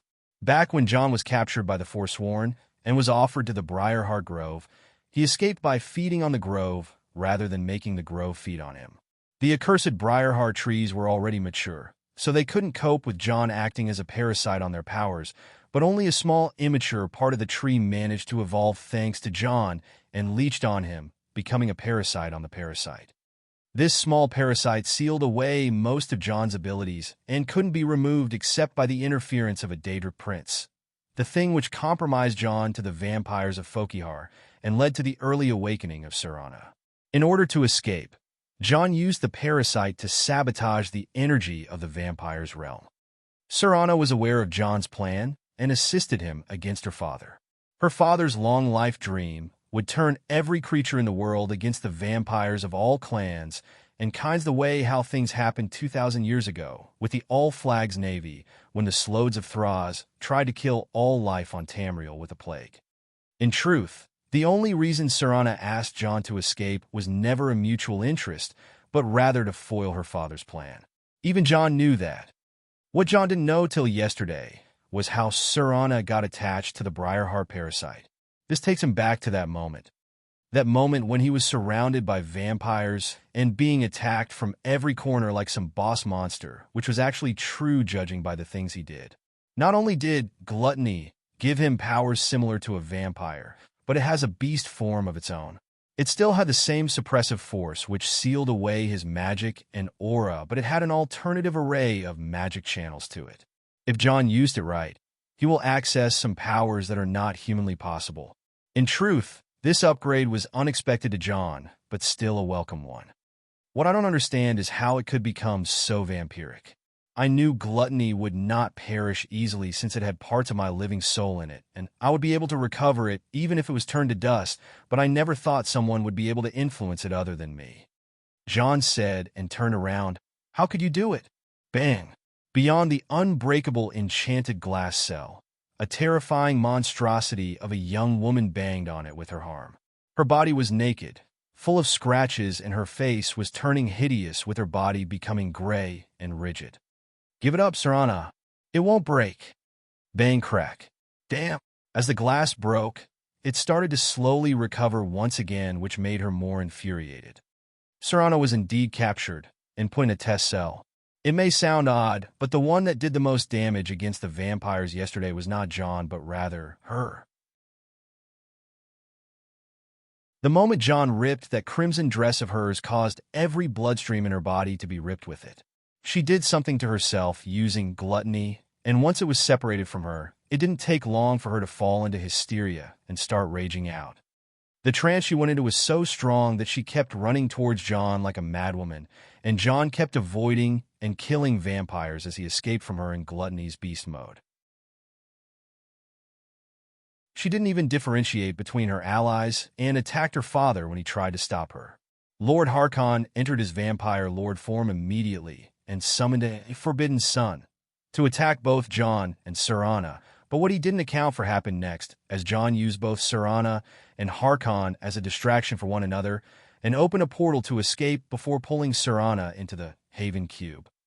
He traveled from Coldharbour to the myriad realms of revelry, and from there to Quagmire, then opened various portals and escaped in a random one to find himself in some strange realm of frozen wastelands. He kept expanding his escapes through various portals until he returned back to Coldharbour, as it became all empty. From there, he opened a portal back to Nirn. With Serana being uncontrollable, she seemed to have grown tired inside a room with sealed glass that can't be broken, as it perfectly redirects all the shocks it receives. So, cute little fangs, can we please get me out? She was not in the mood to be spoken to, especially with someone as way too chill as John. I just wanted to say, give it back. Give it back. It's mine. No matter what he says, she seemed to have been overwhelmed with some sort of insanity. John recovered the sealing jar which Gluttony was trapped in and observed it closely. The strange living lump of flesh was frantically moving, trying to do anything. It would turn into liquor blood for some time, then it would become some silk-like fiber in the next. In truth, it is highly unstable. John observed both Serana and Gluttony. Gluttony is a parasite that makes Serana as a host, but if the host shows such symptoms, it can only mean addiction. It was the truth that John didn't even get to fathom in a second or two of realization. He kept looking at Serana, who was banging her forehead on the glass until it broke and actually injured her, just as she became injured and blood seeped down from her forehead. John watched her as she slowly saw her blood on the glass and started licking it like an animal, but from what he could tell from her expressions, it didn't even make her satisfied at all. In his cube space, John had plenty of things. Basically, all his tools and secret notes were stored in here. He hurriedly started going through his late belongings and recovered a blood potion, something as good as a human for vampires. He tried to offer a bit of the potion to Serana in a cub, but her reaction was, "Filth! Get this away from me!" She raged and didn't calm down, and until she noticed Gluttony sealed in its jar not too far from her glass cell. She kept focusing on it as if trying to say something. John observed her as she focused almost too hard before breaking into frustration once again. It doesn't listen. It doesn't. This. John observed her closer and tilted his head. Fascinating. A daughter of Coldharbour, the highest rank a vampire may ever attain, and to see her reduced to a mere junkie. Even John couldn't help but have a moment in that suffering she was going through. Hey! He snapped his fingers to gain her attention. Frantically, she moved her eyes towards him, then her body almost instantly, before glaring at him murderously. You! She banged her arm against the glass once again and spoke. Give it back. It doesn't want to come. It doesn't want you anymore. It wants me. John replied apathetically. No. Her expressions turned disheartened as John could almost read all the sadness on her face. Cute little fangs. So, I am truly sorry. She was having an existential crisis of sorts. John could understand why, in fact, he knew some of her suffering, some of the things she doesn't usually say. She's just a big child with fangs and claws. Another broken soul. All right, why don't we try this one out? John said as he brought another cup and started filling it with the content of the blood potion. No. It doesn't work. It doesn't work anymore. It makes me sick. Serana now can be the first vampire ever seen to reject the blood. Her sight was miserable to behold. Don't worry, I'm just going to try something that may give you a little boost.